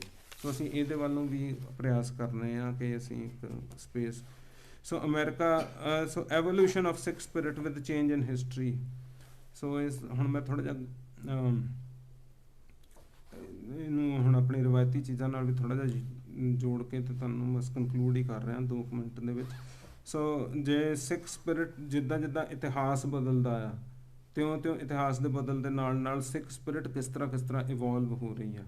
ਇਤਿਹਾਸ ਦੇ ਬਦਲਣ ਦੇ ਨਾਲ ਸਿੱਖਾਂ ਦੀ ਕੀ ਇਤਿਹਾਸਕ ਦਖਲ ਅੰਦਾਜ਼ੀ ਵੱਧ ਰਹੀ ਹੈ ਜਾਂ ਕਿਸ ਤਰ੍ਹਾਂ ਅਸੀਂ ਆਪਣੀ ਫਿਲਾਸਫੀ ਨੂੰ ਆਪਣੇ ਵਰਲਡ ਵਿਊ ਨੂੰ ਅਸੀਂ ਇਨਾਂਸੀਏਟ ਕਰ ਰਹੇ ਹਾਂ। ਇਹ ਐਵੋਲਿਊਸ਼ਨ ਆਫ ਸਿੱਖ ਸਪਿਰਿਟ ਕਿਸ ਤਰ੍ਹਾਂ ਹੋ ਰਹੀ ਹੈ ਉਹਦੇ ਵਿੱਚ ਇਹ ਸਾਨੂੰ ਪਛਾਣਨ ਦੀ ਲੋੜ ਆ। So path of the spirit and path of the world cannot be in disharmony. So we cannot have a path of our spirit at one and there is a path of the world at the other end and that cannot be in a disharmony. We have to bring it in harmony. So ਇਹਦੇ ਵਿੱਚ ਇੱਕ harmony ਹੋਣੀ ਚਾਹੀਦੀ ਹੈ। ਸੋ knowledge ਜਿਹੜੀ ਹੈ it helps to enlighten the physical existence. ਬੰਦੇ ਦੀ ਇਮੋਸ਼ਨ, ਬੰਦੇ ਦੇ ਥਾਟ, ਬੰਦੇ ਦੀ ਕੌਨਸ਼ੀਅਸਨੈਸ, ਇਹ ਸਾਰੀਆਂ ਚੀਜ਼ਾਂ ਨੂੰ ਨੌਲੇਜ ਹੀ ਹੈਲਪ ਕਰੂਗੀ ਮੈਚਿਓਰ ਹੋਣ ਦੇ ਲਈ। ਸੋ ਜੇ ਅਸੀਂ ਇਹ ਨਹੀਂ ਕਰਦੇ ਜਿੱਦਾਂ ਹੁਣ ਮੈਂ ਤੁਹਾਨੂੰ ਮਤਲਬ ਅਸੀਂ ਥੋੜ੍ਹਾ ਜਿਹਾ ਧਿਆਨ ਨਾਲ ਦੇਖੀਏ ਵੀ ਭਾਈ ਮਨੀ ਸਿੰਘ ਜਿਹੜੇ ਆ ਗੁਰੂ ਮਹਾਰਾਜ ਦੇ ਨਾਲ ਗੁਰੂ ਗ੍ਰੰਥ ਸਾਹਿਬ ਦੇ ਨੂੰ ਲਿਖ ਵੀ ਰਹੇ ਆ ਅਤੇ ਦੂਸਰੇ ਪਾਸੇ ਜਦੋਂ ਉਹਨਾਂ ਨੇ ਹਿਸਟਰੀ 'ਚ ਐਕਸ਼ਨ ਕੀਤਾ ਅਤੇ ਉਹਨਾਂ ਨੇ ਕਿਹਾ ਮੇਰਾ ਪਹਿਲਾ ਬੰਦਾ ਇੱਥੋਂ ਨਹੀਂ, ਮੇਰਾ ਇੱਥੋਂ ਸ਼ੁਰੂ ਹੋ ਰਿਹਾ। ਇਹ ਹਿਸਟਰੀ ਦੇ ਵਿੱਚ ਕਿੱਥੋਂ ਸਟਾਰਟ ਹੋ ਰਹੀ ਆ, ਮਤਲਬ ਉਹਨਾਂ ਦੀ ਕੌਨਸ਼ੀਅਸਨੈਸ ਦੀ ਡਿਵੈਲਪਮੈਂਟ ਦੇਖੋ ਕਿੱਥੋਂ ਗਈ ਆ। ਵੀ ਉਸ ਕੌਨਸ਼ੀਅਸਨੈਸ ਜਿਹੜੀ ਗੁਰੂ ਨਾਲ ਵੀ ਉਨੀ ਸੁਹਿਰਦਤਾ ਦੇ ਨਾਲ ਕਨੈਕਟਡ ਆ ਅਤੇ ਕਿਸ ਲੈਵਲ ਦੇ ਉੱਤੇ ਜਾ ਕੇ ਉਹ ਹਿਸਟਰੀ 'ਚ ਐਕਸ਼ਨ ਵੀ ਕਰ ਰਹੀ ਆ ਅਤੇ ਉਹ ਸਪਿਰਿਚੁਅਲ ਆਪਣਾ ਮੀਨਿੰਗ ਜਿਹੜਾ ਆ ਉਹ ਇਸਲਾਮ ਨੂੰ ਵੀ ਉਸੇ ਵਿੱਚ ਹੀ ਦੇ ਰਹੀ ਆ। ਇਹ ਐਕਸ਼ਨ ਜਿਹੜਾ ਹੈਗਾ ਆ ਅੱਜ ਦੀ ਦਿਹਾੜੀ ਦੇ ਵਿੱਚ ਸਿੱਖ ਮਾਇੰਡ ਜੇ ਅੱਜ ਅਸੀਂ ਸੋਚੀਏ ਵੀ ਇਹ ਪ੍ਰੋਡਿਊਸ ਕਰਦੇ ਤਾਂ ਉਹਦੀ ਹਜੇ ਮਤਲਬ ਬਹੁਤ ਘੱਟ ਕਹਿ ਲਓ ਵੀ ਅਸੀਂ ਉਹਨੂੰ ਡਿਲਿਊਟ ਕਰਕੇ ਇੱਥੇ ਤੱਕ ਆਏ ਹਾਂ ਵੀ ਜਿਹਦੇ ਕਰਕੇ ਉਹ ਜਿਹੜੀ ਇੱਕ ਸਾਡੀ ਜਿਹੜੀ ਕੌਨਸ਼ੀਅਸਨੈਸ ਦੀ ਇਵੋਲਵਮੈਂਟ ਜਿਹੜੀ ਆ ਉਸ ਲੈਵਲ ਦੀ ਉਸ ਸਿੰਸੈਰਿਟੀ ਦੇ ਵਿੱਚ ਉਸ ਹਾਈਐਸਟ ਪਿਨਾਕਲ ਦੇ ਉੱਤੇ ਚਾਹੀਦੀ ਆ ਅਤੇ ਇੰਨੀ ਤਣੀ ਹੋਈ ਕੌਨਸ਼ੀਅਸਨੈਸ ਦੇ ਵਿੱਚ ਹੀ ਇਹ ਚੀਜ਼ ਪੋਸੀਬਲ ਹੋ ਸਕਦੀ ਹੈ। ਨਹੀਂ ਤਾਂ ਹਿਸਟਰੀ ਦਾ ਐਕਸ਼ਨ ਜਿਹੜਾ ਹੈਗਾ ਉਹ ਕਿਸੇ ਹੋਰ ਦੇ ਹੱਕ 'ਚ ਭੁਗਤ ਜੂਗਾ। ਜੇ ਤੁਸੀਂ ਚੰਗਾ ਕੰਮ ਵੀ ਕਰੋਗੇ ਉਹ ਕੱਲ੍ਹ ਕਿਸੇ ਹੋਰ ਦੇ ਹੱਕ 'ਚ ਭੁਗਤੂਗਾ ਤਾਂ ਬਦੀ ਦੇ ਹੱਕ ਦੇ ਵਿੱਚ ਭੁਗਤਣ ਦੇ ਵੀ ਚਾਂਸਿਸ ਰਹਿੰਦੇ ਆ ਬੰਦੇ ਦੇ ਨੇਕ ਕੰਮ ਵੀ। ਸੋ ਇਹ ਆਧਾਰ ਜਿਹੜਾ ਹੁੰਦਾ ਹੈ ਕਿਉਂਕਿ ਤੁਸੀਂ ਉਹਦੇ ਨਾਲ ਗਿਆਨ ਦਾ ਮਾਡਲ ਨਹੀਂ ਅਸੀਂ ਜੇ ਸਿਰਜਾਂਗੇ ਤਾਂ ਸਾਡੇ ਨਾਲ ਇਹ ਚੀਜ਼ਾਂ ਹੋਣ ਦੀ ਪੋਸੀਬਿਲਿਟੀ ਨਾਲ ਹੀ ਬਣਦੀ ਰਹਿੰਦੀ ਹੈ। So quest of God is the quest of light, of his light and of his knowledge. So quest of God is not only a quest for myself, it is for his light and for his knowledge. मैं इस thought ਨਾਲ ਤੁਹਾਨੂੰ ਸਾਰਿਆਂ ਨੂੰ ਇੱਥੇ ਛੱਡ ਰਿਹਾ। So I don't think I have any we can do question answers later on. Time ਬਹੁਤ ਥੋੜਾ ਹੈ ਤੇ she has to do something else as well. We can do few questions later. Waheguru ji ਕਾ ਖਾਲਸਾ, ਵਾਹਿਗੁਰੂ ਜੀ ਕੀ ਫਤਿਹ।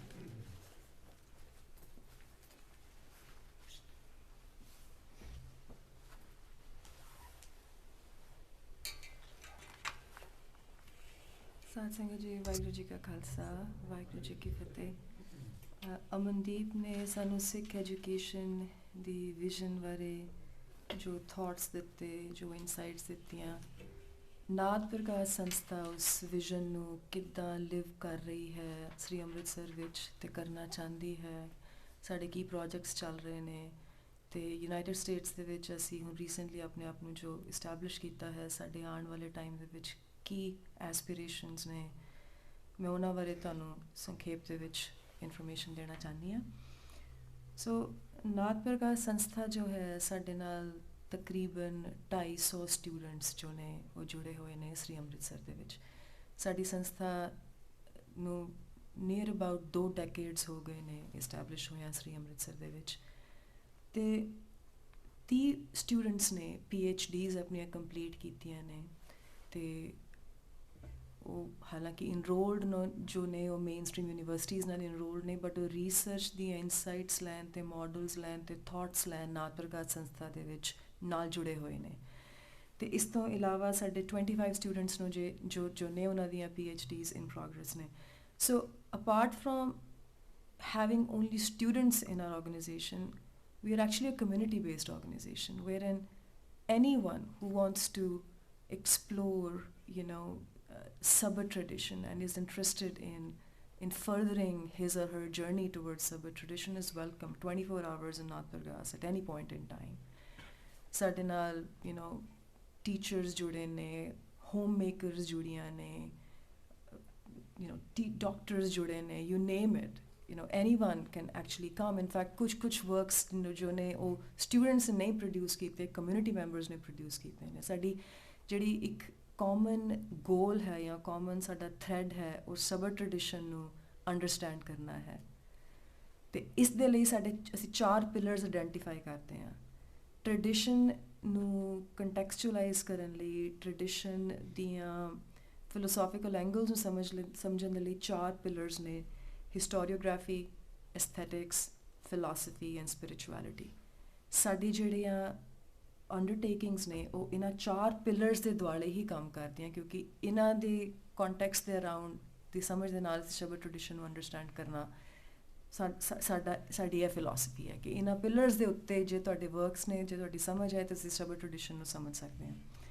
ਸੋ ਸਾਡਾ ਬਾਡੀ ਆਫ ਵਰਕ ਬੇਸਿਕਲੀ 4 ਜਾਂ 5 elements ਤੱਕ composed ਹੈ। ਇੱਕ ਇਹ ਕਿ ਅਸੀਂ ਸੈਮੀਨਾਰਸ, ਕਾਨਫਰੰਸਿਸ, ਲਿਟਰੇਚਰ ਫੈਸਟੀਵਲਸ ਤੇ ਬੁੱਕ ਡਿਸਕਸ਼ਨਸ ਬਹੁਤ ਫਰੀਕੁਐਂਟਲੀ ਕਰਵਾਉਂਦੇ ਰਹਿੰਦੇ ਹਾਂ ਸ੍ਰੀ ਅੰਮ੍ਰਿਤਸਰ ਦੇ ਵਿੱਚ। ਸਾਡੇ ਸਟੂਡੈਂਟਸ ਜੋ ਨੇ ਉਹ ਬੇਸਿਕਲੀ ਫਰੰਟ 'ਤੇ ਆ ਕੇ ਆਪਣੇ ਪੇਪਰਸ ਪ੍ਰੈਜ਼ੈਂਟ ਕਰਦੇ ਨੇ, ਸੈਮੀਨਾਰਸ ਕੰਡਕਟ ਕਰਦੇ ਨੇ, ਜਿਹੜੀਆਂ ਉੱਥੋਂ ਦੀਆਂ ਸੈਮੀਨਲ ਲੀਡਿੰਗ ਅਥਾਰਟੀਜ਼ ਨੇ ਉਹਨਾਂ ਨੂੰ ਇੰਗੇਜ ਕਰਦੇ ਨੇ, ਸਾਰਾ ਕੁਝ ਉਹ ਕਰਦੇ ਨੇ। ਦੂਜਾ, ਬੁੱਕਸ ਪਬਲਿਸ਼ ਕਰਨਾ ਤੇ ਬੁੱਕਸ ਰਿਸਰਚ ਸਾਡਾ one of the let's say cornerstone works ਹੈ, ਸਾਡਾ ਏਰੀਆ ਹੈਗਾ। ਅਸੀਂ ਇਹਨਾਂ 4 ਪਿਲਰਸ ਦੇ ਉੱਤੇ ਜਿਹੜੀ ਮੈਂ ਦੱਸਿਆ, ਹਿਸਟੋਰੀਓਗ੍ਰਾਫੀ, ਐਸਥੈਟਿਕਸ, ਫਿਲਾਸਫੀ ਤੇ ਸਪਿਰਿਚੁਅਲਿਟੀ ਦੇ ਉੱਤੇ 30 ਬੁੱਕਸ ਸਾਡੀਆਂ ਪਬਲਿਸ਼ ਹੋ ਚੁੱਕੀਆਂ। ਸੋ ਸਾਡੀਆਂ ਬੁੱਕਸ ਜਿਹੜੀਆਂ ਪਬਲਿਸ਼ ਹੁੰਦੀਆਂ ਉਹਨਾਂ ਦੇ ਪਿੱਛੇ ਜੋ ਮਾਈਂਡ ਸੈਟ ਕੰਮ ਕਰਦਾ ਹੈ ਉਹ ਬਹੁਤ ਇੰਪੋਰਟੈਂਟ ਹੈ ਤੁਹਾਨੂੰ ਪਰਸੀਵ ਕਰਨ ਲਈ। ਕਿਸੇ ਵੀ ਟੌਪਿਕ ਦੇ ਉੱਤੇ ਅਸੀਂ ਜੇ ਲਿਖਣਾ ਹੋਏ, there is ton of material on the web, there's books written, we can extract information from the web and the books, but that's not our approach. ਸਾਡੀ ਬੁੱਕਸ ਰਾਈਟਿੰਗ ਦਾ ਜਿਹੜਾ ਅਪਰੋਚ ਹੈਗਾ ਉਹ ਪਹਿਲੇ ਰੈਕਗਨਾਈਜ਼ ਕਰਦਾ ਕਿ ਸਾਡੇ ਮਾਈਂਡ ਦੇ ਵਿੱਚੋਂ ਜਿਹੜੇ ਸਾਈਕੋਲੋਜੀ ਦੇ ਬਾਇਸਿਸ ਨੇ, ਆਈਡੀਓਲੋਜੀ ਦੇ ਬਾਇਸਿਸ ਨੇ, ਓਪੀਨੀਅਨਸ ਦੇ ਬਾਇਸਿਸ ਨੇ, ਉਹ ਮਾਈਨਸ ਹੋਣੇ ਚਾਹੀਦੇ ਹੈ। ਸਾਡੇ ਉੱਤੇ ਜਨਰੇਸ਼ਨਸ ਦੀ ਜੋ ਕੋਲੋਨਾਈਜੇਸ਼ਨ ਨੇ ਸਾਡੇ ਮਾਈਂਡ ਦੇ ਉੱਤੇ ਇੱਕ ਇੰਪੈਕਟ ਕ੍ਰੀਏਟ ਕਰਕੇ ਇੱਕ ਵਿਊ ਪੁਆਇੰਟ ਜਨਰੇਟ ਕਰਵਾ ਲਿਆ ਹੈ, ਜਾਂ ਫਿਊਡਲਾਈਜੇਸ਼ਨ ਨੇ ਜੋ ਅਸੀਂ ਆਸੇ ਪਾਸੇ ਦੇਖਦੇ ਹਾਂ ਉਹਨੇ ਕਰਤਾ, ਉਹਨਾਂ ਚੀਜ਼ਾਂ ਨੂੰ ਮਾਈਨਸ ਕਰਕੇ ਇੱਕ ਤਰ੍ਹਾਂ ਦੀ ਫਰਗੇਟਰੀ ਮੋਡ ਦੇ ਵਿੱਚ ਜਾ ਕੇ ਸਾਡਾ ਮਾਈਂਡ ਸੈਟ ਜਦੋਂ ਅਸੀਂ ਸਾਨੂੰ ਲੱਗਦਾ ਕਿ ਹਾਂ ਅਸੀਂ ਹੁਣ ਇਹ ਕਰ ਲਿਆ, ਤੇ ਫਿਰ ਅਸੀਂ ਜਿਹੜੀਆਂ authentic works ਨੇ ਉਹਨਾਂ ਨੂੰ ਰਿਸਰਚ ਕਰਕੇ ਆਪਣੀਆਂ ਬੁੱਕਸ ਪ੍ਰੋਡਿਊਸ ਕਰਦੇ ਹਾਂ। So like I said, we have published 30 books and there are 17 in progress, and of course these 17 will be published based on availability of funds. ਸਾਡੀਆਂ contributions ਜਿਹੜੀਆਂ ਰਹੇ, ਤੁਸੀਂ ਸ਼ਾਇਦ ਜਾਣਦੇ ਹੋ, ਇੱਕ ਅੰਮ੍ਰਿਤ ਵੇਲਾ ਇੱਕ ਬੁੱਕ ਆਈ ਸੀ 2011 ਦੇ ਵਿੱਚ, ਪਰਮਵੀਰ ਸਿੰਘ ਜੋ ਨਾਥ ਪ੍ਰਗਾਸ ਦੇ ਸਟੂਡੈਂਟ ਸੀਗੇ ਉਹਨਾਂ ਨੇ ਬੁੱਕ ਲਿਖੀ ਸੀਗੀ ਪ੍ਰੋਫੈਸਰ ਜਗਦੀਸ਼ ਸਿੰਘ ਦੀ ਟਿਊਟਲੇਜ ਦੇ ਅੰਡਰ, ਅਤੇ ਉਸ ਬੁੱਕ ਨੂੰ ਸਾਹਿਤ ਅਕੈਡਮੀ ਅਵਾਰਡ ਮਿਲਿਆ ਸੀਗਾ ਪੰਜਾਬੀ ਪੋਇਟਰੀ ਦਾ। ਪਰਹੈਪਸ ਦੀ ਓਨਲੀ ਟਾਈਮ ਜਦੋਂ ਸਾਹਿਤ ਅਕੈਡਮੀ ਅਵਾਰਡ ਪੰਜਾਬੀ ਪੋਇਟਰੀ ਨੂੰ ਦਿੱਤਾ ਗਿਆ ਉਹ ਇਹ ਬੁੱਕ ਨੂੰ ਦਿੱਤਾ ਗਿਆ ਸੀਗਾ। ਅਤੇ ਜਿਹੜੀਆਂ ਨਾਥ ਪ੍ਰਗਾਸ ਦੀਆਂ ਲਿਟਰੇਚਰ ਵੱਲ, ਪੰਜਾਬੀ ਪੋਇਟਰੀ, ਪੰਜਾਬੀ ਸਾਹਿਤ ਦੇ ਵਿੱਚ ਕੰਟਰੀਬਿਊਸ਼ਨਸ ਨੂੰ ਮੱਦੇ ਨਜ਼ਰ ਰੱਖ ਕੇ ਪ੍ਰੋਫੈਸਰ ਜਗਦੀਸ਼ ਸਿੰਘ ਨੂੰ ਹੈਂਡ ਪਿਕ ਕੀਤਾ ਗਿਆ ਸੀਗਾ one of the 10 jury members of the Punjabi board of the Sahitya Akademi. ਇਸ ਅਕੈਡਮੀ ਦੇ ਵਿੱਚ ਡਿਫਰੈਂਟ ਲੈਂਗੁਏਜਸ ਨੂੰ ਰੈਪਰੈਜ਼ੈਂਟ ਕਰਦੇ ਹੋਏ ਜਿਹੜੇ ਐਕਸਪਰਟਸ ਨੇ ਉਹਨਾਂ ਨੂੰ ਬਾਈ ਇਨਵੀਟੇਸ਼ਨ ਬੋਰਡ ਦੇ ਵਿੱਚ ਲਿੱਤਾ ਜਾਂਦਾ। ਸੋ ਪ੍ਰੋਫੈਸਰ ਜਗਦੀਸ਼ ਸਿੰਘ ਨੂੰ ਨਾਥ ਪ੍ਰਕਾਸ਼ ਦੀਆਂ seminal contributions in Punjabi literature and Punjabi poetry ਕਰਕੇ ਇਹਨਾਂ ਨੂੰ ਉਹਦੇ ਵਿੱਚ ਇੱਕ ਸਥਾਨ ਪ੍ਰਾਪਤ ਹੈ। ਉਹ ਪੈਨਲ ਦੇ ਮੈਂਬਰ ਨੇ। ਬਾਕੀ ਪ੍ਰੋਫੈਸਰ ਪੂਰਨ ਸਿੰਘ ਬਾਰੇ ਤੁਸੀਂ ਜਾਣਦੇ ਹੀ ਹੋਵੋਗੇ। ਪ੍ਰੋਫੈਸਰ ਪੂਰਨ ਸਿੰਘ ਜੋ ਨੇ ਸਾਡੀ ਕੌਮ ਦੇ ਇੱਕ ਬਹੁਤ ਔਥੈਂਟਿਕ ਮਹੱਤਵਪੂਰਨ ਥਿੰਕਰ, ਪੋਇਟ, ਰਾਈਟਰ ਰਹੇ ਨੇ। ਸੋ ਉਹਨਾਂ ਦੀ ਜਰਨੀ ਜਿਹੜੀ ਹੈਗੀ ਆ ਉਹ ਸਿੱਖ ਫੈਮਿਲੀ ਵਿੱਚ ਉਹਨਾਂ ਨੇ ਜਨਮ ਲਿੱਤਾ, ਪਰ ਉਹਨਾਂ ਦੀ ਜਿਹੜੀ ਪਰਸੂਟ ਸੀਗੀ ਉਹ ਯੂਨੀਵਰਸੈਲਿਟੀ, ਉਹ ਸ਼ਬਦ ਨੂੰ, ਗੁਰੂ ਨੂੰ ਯੂਨੀਵਰਸਲ ਲੈਵਲ 'ਤੇ ਪਰਸੀਵ ਕਰਨ ਦੀ ਉਹਨਾਂ ਦੀ ਜਰਨੀ ਉਹਨਾਂ ਨੂੰ ਪਹਿਲੇ ਬੁੱਧਿਜ਼ਮ ਵੱਲ ਲੈ ਕੇ ਗਈ। ਉਹ ਬੁੱਧਿਸਟ ਮੌਂਕ ਪ੍ਰੈਕਟੀਸ਼ਨਰ ਉਹਨਾਂ ਨੇ ਉਹ ਰਹੇ। ਫਿਰ ਉਸ ਤੋਂ ਬਾਅਦ ਵੇਦਾਂਤ ਵੱਲ ਲੈ ਕੇ ਗਈ ਉਹਨਾਂ ਦੀ ਜਰਨੀ ਉਹਨੂੰ। ਸਵਾਮੀ ਰਾਮ ਤੀਰਥ ਦੇ ਨਾਲ ਉਹ ਕਾਫੀ ਦੇਰ ਜੁੜੇ ਰਹੇ। ਅਤੇ ਫਿਰ ਭਾਈ ਵੀਰ ਸਿੰਘ ਦੇ ਨਾਲ ਇੱਕ ਮੁਲਾਕਾਤ ਦੇ ਨਾਲ ਜਿਹੜੀ ਉਹਨਾਂ ਦੇ ਉੱਤੇ ਔਰਾ ਭਾਈ ਸਾਹਿਬ ਦਾ ਪਿਆ, ਉਸਨੇ ਗੁਰੂ ਦੇ ਵੱਲ ਜੋ ਦੁਬਾਰਾ ਉਹਨਾਂ ਦਾ ਮੁੱਖ ਮੋੜਿਆ, ਉਸ ਜਰਨੀ ਦੇ ਵਿੱਚੋਂ ਪ੍ਰੋਫੈਸਰ ਪੂਰਨ ਸਿੰਘ ਨੇ ਬਹੁਤ ਕ੍ਰੀਏਟਿਵ ਵਰਕਸ, ਬਹੁਤ ਐਸਥੈਟਿਕਸ ਨਾਲ ਜੁੜੇ ਵਰਕਸ ਪੇਸ਼ ਕੀਤੇ ਨੇ। ਕਿੰਨੇ ਹੀ ਵਰਕਸ ਇੱਦਾਂ ਦੇ ਨੇ ਜੋ ਸਾਡੇ ਮੂਹਰੇ ਨਹੀਂ ਆਏ ਨੇ। ਉਹਨਾਂ ਦੇ ਖਰੜੇ ਜਿਹੜੇ ਨੇ ਉਹ ਯੂਨੀਵਰਸਿਟੀਜ਼ ਦੇ ਕੋਲ ਨੇ, ਪਰ ਉਹ ਸਾਡੇ ਮੂਹਰੇ ਪਬਲਿਸ਼ ਨਹੀਂ ਹੋਏ ਨੇ। ਸੋ ਨਾਥ ਪ੍ਰਕਾਸ਼ ਇਸ ਜਰਨੀ ਦੇ ਵਿੱਚ ਹੈ। ਪ੍ਰੋਫੈਸਰ ਪੂਰਨ ਸਿੰਘ ਦੇ ਕੁਝ ਵਰਕਸ ਨੂੰ ਅਸੀਂ ਪਬਲਿਸ਼ ਇਨਫੈਕਟ ਸਾਡੇ ਕੋਲ ਉਹ ਰਿਟਨ ਨੇ, ਉਹ ਰੈਡੀ ਨੇ। ਬਸ ਅਸੀਂ ਹੁਣ ਰਾਈਟ ਮੌਕੇ ਦੀ ਤਲਾਸ਼ 'ਚ ਹੀ ਹੈਗੇ ਹਾਂ ਕਿ ਉਹ ਅਸੀਂ ਇਹਨੂੰ ਪਬਲਿਸ਼ ਕਰ ਸਕੀਏ। ਅਸੀਂ ਆਪਣੇ ਐਫਰਟਸ ਦੇ ਥਰੂ ਇਹਨਾਂ ਨੇ ਖਰੜਿਆਂ ਨੂੰ ਬਹੁਤ ਦੂਰੋਂ ਇਕੱਠਾ ਕੀਤਾ ਹੈ ਤਾਂ ਕਿ ਸਾਡੀ ਕੌਮ ਦੇ ਮੂਹਰੇ ਸਾਡੇ ਜਿਹੜੇ ਔਥੈਂਟਿਕ ਰਾਈਟਰਸ ਨੇ, ਸਾਡੇ ਜੀਨੀਅਸ ਰਾਈਟਰਸ ਨੇ, ਉਹਨਾਂ ਦੇ ਕੰਮ ਜੋ ਹੈ ਉਹ ਪੇਸ਼ ਹੋ ਸਕਣ। ਅਤੇ ਪ੍ਰੋਫੈਸਰ ਜਸਵੰਤ ਸਿੰਘ ਨੇਕੀ ਜਿਹਨਾਂ ਬਾਰੇ ਸ਼ਾਇਦ ਤੁਸੀਂ ਜਾਣਦੇ ਹੋ, ਇਹ ਵੀ ਇੱਕ ਮਲਟੀਫੈਸੇਟਡ ਪਰਸਨੈਲਿਟੀ ਸੀਗੇ। ਇੱਕ ਔਥੈਂਟਿਕ ਸਿੱਖ ਸਕੋਲਰ ਸੀ, ਪੋਇਟ ਸੀਗੇ, ਅਤੇ ਸਾਈਕਾਇਟਰੀ ਦੇ ਸਬਜੈਕਟ ਮੈਟਰ ਐਕਸਪਰਟ ਹੋਣ ਕਰਕੇ all India institute of medical sciences Delhi ਵਿੱਚ ਸੇਵਾਵਾਂ ਨਿਭਾਈਆਂ ਇਹਨਾਂ ਨੇ। ਅਤੇ ਯੂਨਾਈਟਿਡ ਨੇਸ਼ਨਸ ਦੇ ਨਾਲ ਵੀ ਬਹੁਤ ਦੇਰ ਜੁੜੇ ਰਹੇ। ਇਹਨਾਂ ਨੇ ਬਹੁਤ ਬੁੱਕਸ, ਸਿਗਨੀਫਿਕੈਂਟ ਬੁੱਕਸ ਲਿਖੀਆਂ। ਕੁਝ ਜਿਹੜੀਆਂ ਹੈਗੀਆਂ ਅਸੀਂ ਨਾਥ ਪ੍ਰਕਾਸ਼ ਸੰਸਥਾ ਵੱਲੋਂ ਪਬਲਿਸ਼ ਕੀਤੀਆਂ ਨੇ। ਅਤੇ ਅਕਾਲ ਤਖਤ ਸਾਹਿਬ ਦੇ ਉੱਤੇ ਵੀ ਸਾਡੀਆਂ ਬੁੱਕਸ ਜਿਹੜੀਆਂ ਹੈਗੀਆਂ ਉਹ 2 ਆਈਆਂ ਨੇ। ਇਹਨਾਂ ਬੁੱਕਸ ਨੂੰ ਪਬਲਿਸ਼ ਕਰਨ ਲਈ ਅਸੀਂ ਵੈਸਟ ਦੇ ਵਿੱਚ ਜੋ ਰਿਸਰਚ ਮੈਥਡੋਲੋਜੀ ਯੂਜ਼ ਹੁੰਦੀ ਹੈ, ਕਿਉਂਕਿ ਸਾਡਾ ਇਹ ਗੋਲ ਹੈਗਾ ਕਿ ਇਹ ਜਿਹੜੇ ਵਰਕਸ ਅਸੀਂ ਪ੍ਰੋਡਿਊਸ ਕਰ ਰਹੇ ਹਾਂ ਇਹ ਵੈਸਟਰਨ ਅਕੈਡਮੀਆ ਦੇ ਵਿੱਚ ਵੀ ਹਾਜ਼ਰੀ ਲਗਵਾਉਣ, ਤਾਂ ਕਿ ਸਾਡੇ ਬੱਚੇ ਨੇ, ਸਾਡੇ ਸਿੱਖ ਬੱਚੇ ਜੋ ਜੁੜਦੇ ਨੇ ਇੰਸਟੀਟਿਊਸ਼ਨਸ ਦੇ ਨਾਲ, ਉਹਨਾਂ ਕੋਲ ਇੱਕ ਸਿੱਖ ਪਰਸਪੈਕਟਿਵ ਵੀ ਕਿਸੇ ਤਰੀਕੇ ਨਾਲ ਪਹੁੰਚੇ। ਸੋ ਸਾਡਾ ਇੱਕ ਐਸਪੀਰੇਸ਼ਨ ਹੈਗਾ ਕਿ ਸਾਡੀਆਂ ਬੁੱਕਸ ਜਿਹੜੀਆਂ ਹੈਗੀਆਂ ਉਹ ਉਹਨਾਂ ਮੈਥਡੋਲੋਜੀਜ਼ ਦੇ ਨਾਲ ਲਿਖੀਆਂ ਜਾਣ ਜਿਹੜੀਆਂ ਕਿ ਵੈਸਟਰਨ ਅਕੈਡਮੀ ਦੇ ਵਿੱਚ ਰਿਸੀਵ ਹੋਣ ਦੀ ਜ਼ਿਆਦਾ ਚਾਂਸਿਸ ਹੋਣ। ਸੋ ਅਕਾਲ ਤਖਤ ਸਾਹਿਬ ਦੇ ਉੱਤੇ ਜਿਹੜੇ 2 ਵਰਕਸ ਕ੍ਰੀਏਟ ਕੀਤੇ ਗਏ ਨੇ ਉਹ ਰਿਸਰਚ ਮੈਥਡੋਲੋਜੀ ਦੀ ਸਮਝ ਦੇ ਨਾਲ ਕੀਤੇ ਗਏ ਨੇ। ਅਸੀਂ ਇਨਫੈਕਟ ਪਿਛਲੇ ਹਫ਼ਤੇ ਹੀ ਪਲਿਮਥ ਗੁਰੂ ਘਰ ਦੇ ਵਿੱਚ ਇੱਕ ਬੁੱਕ ਰਿਲੀਜ਼ ਕੀਤੀ ਸੀ, ਤੁਸੀਂ ਸ਼ਾਇਦ ਸੀ ਉੱਥੇ, essays on Akal Takht tradition, history and conceptual appraisals, ਜਿਹਦੇ ਵਿੱਚ 17 ਅਕਾਲ ਤਖਤ ਸਾਹਿਬ 'ਤੇ ਜਿਹੜੇ ਐਸੇਜ਼ ਲਿਖੇ ਗਏ ਨੇ ਸਿੱਖ ਸਕਾਲਰਸ, ਰਿਸਰਚਰਸ ਦੇ ਵੱਲੋਂ, ਉਹਨਾਂ ਨੂੰ ਅਸੀਂ ਇਕੱਠੇ ਇੱਕ ਜਗ੍ਹਾ ਕੰਪਾਈਲ ਕਰਕੇ ਫਿਰ ਉਹਦੀ ਇੱਕ ਇੰਟਰੋਡਕਸ਼ਨ ਜਿਹੜੀ ਹੈਗੀ ਆ ਉਹ ਕੰਟੈਂਪਰੇਰੀ ਇੰਟਰੋਡਕਸ਼ਨ ਅਮਨਦੀਪ ਸਿੰਘ ਨੇ ਪੇਸ਼ ਕੀਤੀ ਹੈ। ਸੋ ਬੁੱਕ ਰਾਈਟਿੰਗ ਦੇ ਵਿੱਚ ਸਾਡੀ ਬਹੁਤ ਔਨਗੋਇੰਗ ਐਫਰਟਸ ਸਾਡੇ ਚੱਲ ਰਹੇ ਨੇ। ਇਹਦੇ ਵਿੱਚ ਅਸੀਂ 55 ਪ੍ਰੋਫਾਊਂਡ ਵਰਕਸ ਨੇ ਸਿੱਖ ਲਿਟਰੇਚਰ ਦੇ ਨਾਲ ਜੁੜੇ, ਜਿਹੜੇ ਕਿ ਅਸੀਂ ਪਬਲਿਸ਼ ਕਰਨਾ ਚਾਹੁੰਦੇ ਹਾਂ, ਜਿਹੜੇ ਕਿ ਸਾਨੂੰ ਇਹ ਲੱਗਦਾ ਕਿ ਜੇ ਇਹ ਵਰਕਸ ਪਬਲਿਸ਼ ਹੋ ਜਾਂਦੇ ਆ ਤਾਂ ਸਾਡੀ ਕੌਮ ਦੇ ਕੋਲ ਇੱਕ critical mess of authentic work ਮੁਹੱਈਆ ਹੁੰਦਾ, ਜਿਹੜਾ ਕਿ ਹਾਲੇ ਤੱਕ ਸਾਡੇ ਕੋਲ ਨਹੀਂ ਹੈਗਾ। ਅਤੇ ਅਸੀਂ classic works of western literature ਜਿਹੜੇ ਹੈਗੇ ਨੇ ਉਹ ਵੀ ਟਰਾਂਸਲੇਟ ਕਰਕੇ ਪੰਜਾਬੀ ਦੇ ਵਿੱਚ ਛਾਪਣੇ ਚਾਹੁੰਦੇ ਹਾਂ, ਤਾਂ ਕਿ ਪੰਜਾਬ ਦੇ ਵਿੱਚ ਵੀ ਇਹਨਾਂ ਚੀਜ਼ਾਂ ਦਾ ਜੋ ਹੈ ਪਰਸੈਪਸ਼ਨ ਹੋ ਸਕੇ, ਰਿਸੈਪਸ਼ਨ ਹੋ ਸਕੇ। ਹਾਲੇ ਲੈਂਗੁਏਜ ਦੀ ਇੰਨੀ ਲੈਟਸ ਸੇ ਇੰਨਾ ਸੰਪੂਰਨ ਕੰਫਰਟ ਨਾ ਹੋਣ ਕਰਕੇ ਇੰਗਲਿਸ਼ ਦੇ ਨਾਲ ਉਹ ਪਰਸੀਵ ਨਹੀਂ ਹੋ ਪਾ ਰਹੇ ਨੇ। ਸੋ ਸਾਡੀ ਇੱਕ ਓਪਰਚੁਨਿਟੀ ਹੈ। ਡਾਕਟਰ ਗੁਰਭਗਤ ਸਿੰਘ ਦੀ ਟਰਾਂਸਲੇਸ਼ਨ ਹੈ ਜੀ, ਜੋ ਸ੍ਰੀ ਗੁਰੂ ਗ੍ਰੰਥ ਸਾਹਿਬ ਦੇ ਉੱਤੇ ਉਹਨਾਂ ਨੇ ਕੀਤੀ ਹੈ। ਉਹਨਾਂ ਦਾ ਥੋੜ੍ਹੇ ਸਮੇਂ ਪਹਿਲਾਂ ਉਹਨਾਂ ਦੇਹਾਂਤ ਹੋਇਆ। ਉਹਨਾਂ ਨੇ 1200 ਕੁਝ ਕਰੀਬ ਜੋ ਪੰਨੇ ਨੇ ਗੁਰੂ ਗ੍ਰੰਥ ਸਾਹਿਬ ਜੀ ਦੇ ਉਹ ਟਰਾਂਸਲੇਟ ਕੀਤੇ ਨੇ ਇੰਗਲਿਸ਼ ਦੇ ਵਿੱਚ। ਅਤੇ ਉਹਨਾਂ ਦਾ ਮੰਨਣਾ ਇਹ ਸੀਗਾ ਕਿ ਉਹਨਾਂ ਨੇ ਰੈਕਗਨਾਈਜ਼ ਕੀਤਾ ਕਿ ਟਰਾਂਸਲੇਸ਼ਨਸ ਗੁਰੂ ਗ੍ਰੰਥ ਸਾਹਿਬ ਜੀ ਦੀਆਂ ਹੋਰ ਵੀ ਨੇ, ਪਰ ਉਹਨਾਂ ਨੇ ਇਹਨਾਂ ਨੂੰ ਰੈਕਗਨਾਈਜ਼ ਕੀਤਾ ਕਿ ਇਹ ਟਰਾਂਸਲੇਸ਼ਨਸ ਜਿਹੜੀਆਂ ਨੇ ਕਲੋਨੀਅਲੀ ਡਿਸਟੋਰਟਡ ਟਰਾਂਸਲੇਸ਼ਨਸ ਨੇ। ਗੋਡ ਦਾ ਕਨਸੈਪਟ ਜਾਂ ਸਾਡੀ ਵੋਕੈਬੂਲਰੀ, ਸਾਡੀ ਟਰਮੀਨੋਲੋਜੀ ਜਿਹੜੀ ਹੈਗੀ ਹੈ, ਜਿਹੜੀ ਇਹਨਾਂ ਟਰਾਂਸਲੇਸ਼ਨਸ ਨੂੰ ਪ੍ਰੋਡਿਊਸ ਕਰਦੀ ਹੈ, ਉਹ ਸਾਡੀ ਟਰਮੀਨੋਲੋਜੀ, ਸਾਡੀ ਅਥੈਂਟਿਕ ਵੋਕੈਬੂਲਰੀ ਨਹੀਂ ਹੈਗੀ। ਫੋਰ ਐਗਜ਼ਾਮਪਲ ਗੋਡ ਦਾ ਜੋ ਵਰਡ ਹੈ, ਗੋਡ ਵਾਹਿਗੁਰੂ ਨਾਲ ਟਰਾਂਸਪੇਰੈਂਟਲੀ ਇਕੁਏਟ ਨਹੀਂ ਕਰਦਾ। ਕਿਉਂ ਨਹੀਂ ਕਰਦਾ? ਉਹਨਾਂ ਦੀ ਵੋਕੈਬੂਲਰੀ ਜਿਹੜੀ ਹੈਗੀ ਹੈ, ਉਹਨਾਂ ਨੇ ਜੋ ਟਰਾਂਸਲੇਸ਼ਨ ਦੇ ਵਿੱਚ ਵਰਡਸ ਯੂਜ਼ ਕੀਤੀ ਹੈ, ਉਹ ਅਸੀਂ ਪਰਮਾਤਮਾ ਮਿਹਰ ਰੱਖੇ, ਉਹ ਅਸੀਂ ਉਹ ਛਾਪਣਾ ਚਾਹੁੰਦੇ ਹਾਂ ਨਾਥ ਪ੍ਰਗਾਸ ਵੱਲੋਂ, ਉਸਨੂੰ ਮੁਹੱਈਆ ਕਰਕੇ। ਅਤੇ ਬਾਕੀ ਜੀ ਅਸੀਂ ਇਹਦੇ ਵਿੱਚ ਨਿਊ ਰਿਸਰਚਰ, ਸਪੋਰਟਸ ਨੂੰ, ਸਕਾਲਰਸ ਨੂੰ ਪਬਲਿਸ਼, ਉਹਨਾਂ ਦੇ ਓਥੈਂਟਿਕ ਕੰਮ ਪਬਲਿਸ਼ ਕਰਦੇ ਹਾਂ। ਇਨਫੈਕਟ ਸਿਰਫ ਸਿੱਖ ਕਮਿਊਨਿਟੀ ਦੇ ਬੰਦੇ ਸਾਡੇ ਨਾਲ ਨਹੀਂ ਜੁੜੇ ਹੋਏ, ਹਿੰਦੂਜ਼ ਦੇ, ਮੁਸਲਿਮਸ ਦੇ, ਬਾਕੀ ਕਮਿਊਨਿਟੀਜ਼ ਦੇ ਵਰਕਸ ਵੀ ਅਸੀਂ ਜਿਹੜੇ ਹੈਗੇ ਆ ਉਹ ਪਬਲਿਸ਼ ਕਰਦੇ ਹਾਂ। ਸੋ ਤੀਜੀ ਜਿਹੜੀ ਅਸੀਂ ਚੀਜ਼ ਕਰਦੇ ਹਾਂ ਜੀ, ਅਸੀਂ ਲੈਂਗੁਏਜਸ ਨੂੰ ਪ੍ਰਮੋਟ ਕਰਦੇ ਹਾਂ। ਅਸੀਂ ਮੰਨਦੇ ਹਾਂ ਕਿ 4 ਲੈਂਗੁਏਜ ਸਿਸਟਮਸ ਨੇ ਜਿਹੜੇ ਕਿ ਇਸ ਮਾਡਰਨ ਸਿਵਿਲਾਈਜੇਸ਼ਨ ਦਾ ਧੁਰਾ ਨੇ।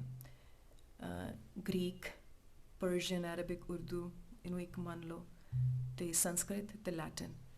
ਅਤੇ ਸਾਡੇ ਕੋਲ ਜਿਹੜੀਆਂ ਰਿਸੋਰਸਿਸ ਦੀ ਕਮੀ ਹੋਣ ਕਰਕੇ, ਜਾਂ ਕਹਿ ਲਓ ਕਿ ਜਿਹੜੇ ਸਾਡੇ ਕੰਸਟ੍ਰੇਂਟਸ ਨੇ, ਉਹਨਾਂ ਦੇ ਵਿੱਚ ਕੰਮ ਕਰਦੇ ਹੋਏ ਅਸੀਂ ਪਰਸ਼ੀਅਨ, ਅਰਬਿਕ, ਉਰਦੂ ਦੀ ਜਿਹੜੀਆਂ ਕਲਾਸਿਸ ਹੈਗੀਆਂ ਉਹ ਬਹੁਤ ਸਾਲਾਂ ਤੋਂ ਲਗਾਉਂਦੇ ਆ ਰਹੇ ਹਾਂ। ਸ੍ਰੀ ਅੰਮ੍ਰਿਤਸਰ ਦੇ ਵਿੱਚ ਭਾਈ ਨੰਦ ਲਾਲ ਗੋਇਆ ਪਾਠਸ਼ਾਲਾ ਜੋ ਹੈ ਉਹ ਫੰਕਸ਼ਨਲ ਹੈ, ਬਹੁਤ ਸਾਰੇ ਬੱਚੇ ਉਹਦੇ ਨਾਲ ਜੁੜੇ ਹਨ ਅਤੇ ਇਹ ਲੈਂਗੁਏਜਸ ਸਿੱਖ ਰਹੇ ਨੇ। ਅਤੇ ਆਉਣ ਵਾਲੇ ਟਾਈਮ ਦੇ ਵਿੱਚ ਜੇ ਸਾਨੂੰ ਇੱਦਾਂ ਲੱਗਦਾ ਕਿ ਜੇ if we as Sikhs want to establish ਜਿਹਨੂੰ ਅਸੀਂ ਪ੍ਰੋਫੈਸਰ ਵਿਸ਼ਵ ਵਿਆਪਕਤਾ ਕਹਿੰਦੇ ਹਾਂ, ਜੋ ਅਸੀਂ ਵਰਲਡ ਲੈਵਲ ਦੇ ਉੱਤੇ ਆਪਣੀ ਇਸਟੈਬਲਿਸ਼ ਕਰਨਾ ਚਾਹੁੰਦੇ ਹਾਂ presence, then it's an imperative for us to build an understanding of the Greek, Latin and Sanskrit languages as well. Hopefully that time will come when we can actually undertake the efforts similar to what we are doing for Persian, Arabic and Urdu, in the coming times. But an understanding and perception and appreciation of the works that have been done in these languages, that have been written in these languages, is also an imperative for us.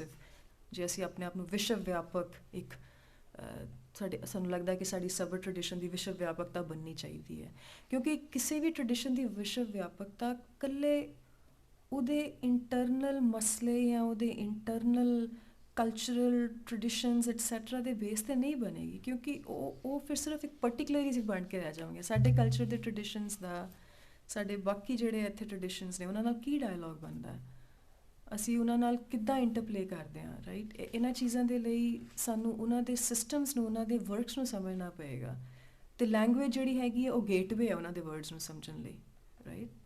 ਸੋ ਇਸ ਕਰਕੇ ਅਸੀਂ ਚਾਹੁੰਦੇ ਹਾਂ ਕਿ ਇਹਨਾਂ languages ਦੇ ਵਿੱਚ ਵੀ ਅਸੀਂ ਅੱਗੇ ਕੰਮ ਕਰ ਸਕੀਏ, ਸਿੱਖ ਸਕੀਏ, ਅਤੇ ਗੇਟਵੇ ਦੇ ਥਰੂ ਉਹਨਾਂ ਦੇ ਟ੍ਰੈਡੀਸ਼ਨਸ ਨੂੰ, ਉਹਨਾਂ ਦੀ ਲੈਂਗੁਏਜਸ ਦੇ ਵਿੱਚ ਲਿਖੇ ਹੋਏ ਵਰਕਸ ਨੂੰ ਸਮਝ ਸਕੀਏ, ਅਤੇ ਫਿਰ ਅਸੀਂ ਆਪਣੇ ਜਿਹੜੇ ਹੈਗੇ ਆ ਆਪਣੇ ਇਸ ਕੋਗਨੀਜ਼ੈਂਸ ਦੇ ਬੇਸ ਦੇ ਉੱਤੇ ਆਪਣਾ ਇੱਕ ਵਰਲਡ ਵਿਊ ਇਸਟੈਬਲਿਸ਼ ਕਰ ਸਕੀਏ। ਅਤੇ ਚੌਥੀ ਚੀਜ਼ ਹੈ ਜੀ ਸਾਡਾ ਰਿਸਰਚ ਇੱਥੇ ਸਾਡੇ ਕੋਲ ਇੱਕ 24 ਆਵਰ ਹੋਸਟਲ ਫੈਸਿਲਿਟੀ ਹੈ, ਜਿੱਥੇ ਸਟੂਡੈਂਟਸ ਨੇ ਜੋ ਨੇ ਉਹ ਉੱਥੇ ਰਹਿੰਦੇ ਨੇ। ਜਿਹੜੇ ਸਟੂਡੈਂਟਸ ਜੋ ਨੇ ਉਹ ਅਕੋਮੋਡੇਸ਼ਨ ਨਹੀਂ ਅਫੋਰਡ ਕਰ ਸਕਦੇ, ਜਾਂ ਜੋ ਵੀ ਉਹਨਾਂ ਦੇ ਰੀਜ਼ਨਸ ਨੇ, ਉਹ ਨਾਥ ਪ੍ਰਗਾਸ ਸੰਸਥਾ ਵਿੱਚ ਉੱਥੇ ਰਹਿੰਦੇ ਨੇ ਸ੍ਰੀ ਅੰਮ੍ਰਿਤਸਰ, ਅਤੇ ਉਹਨਾਂ ਨੂੰ ਉਹਨਾਂ ਨੂੰ ਖਾਣਾ ਅਤੇ ਅਕੋਮੋਡੇਸ਼ਨ ਜਿਹੜੀ ਹੈ ਪ੍ਰੋਵਾਈਡ ਕੀਤੀ ਜਾਂਦੀ ਹੈ, ਅਤੇ ਲਾਇਬ੍ਰੇਰੀ ਵੀ ਪ੍ਰੋਵਾਈਡ ਕੀਤੀ ਜਾਂਦੀ ਹੈ। ਅਤੇ ਜਿਹੜੇ ਸੀਨੀਅਰ ਸਕਾਲਰਸ ਨੇ ਜੋ ਨਾਥ ਪ੍ਰਗਾਸ ਨਾਲ ਜੁੜੇ ਹੋਣ ਕਰਕੇ ਆਪਣੀ PhDs ਅਚੀਵ ਕਰ ਚੱਕੇ ਨੇ, ਉਹ ਵੀ ਸਾਡੇ ਨਾਲ ਜੁੜੇ ਹੋਏ ਨੇ, ਅਤੇ ਫਿਰ ਉਹ ਜਿਹੜੇ ਨਵੇਂ ਸਟੂਡੈਂਟਸ ਨੇ ਉਹਨਾਂ ਨੂੰ ਆਲ ਦ ਟਾਈਮ ਪੜ੍ਹਾਉਂਦੇ ਰਹਿੰਦੇ ਨੇ। ਸਾਡੀ ਵੈਬਸਾਈਟ ਦੇ ਉੱਤੇ ਸਾਡੀਆਂ ਬੁੱਕ ਆਫ ਪਬਲੀਕੇਸ਼ਨਸ ਦੀਆਂ ਕੁਝ ਪਿਕਚਰਸ ਹੈ, ਮੈਂ ਇੱਥੇ ਹੈਂਡ ਆਊਟ ਲੈ ਕੇ ਆਉਣਾ ਸੀ ਬਟ ਟਾਈਮ ਦੀ ਕਮੀ ਕਰਕੇ ਲੈ ਕੇ ਨਹੀਂ ਆ ਸਕੀ, ਬਟ ਨਾਥ ਪ੍ਰਗਾਸ ਵੈਬਸਾਈਟ ਦੇ ਉੱਤੇ ਸਾਡੀਆਂ ਲਿਸਟ ਆਫ ਪਬਲੀਕੇਸ਼ਨਸ ਹੈ। It's not a complete list, the website has not been updated because we are on this journey, but you can get an illustrative idea of the kind of works that we've produced by visiting the Nath Prakash website.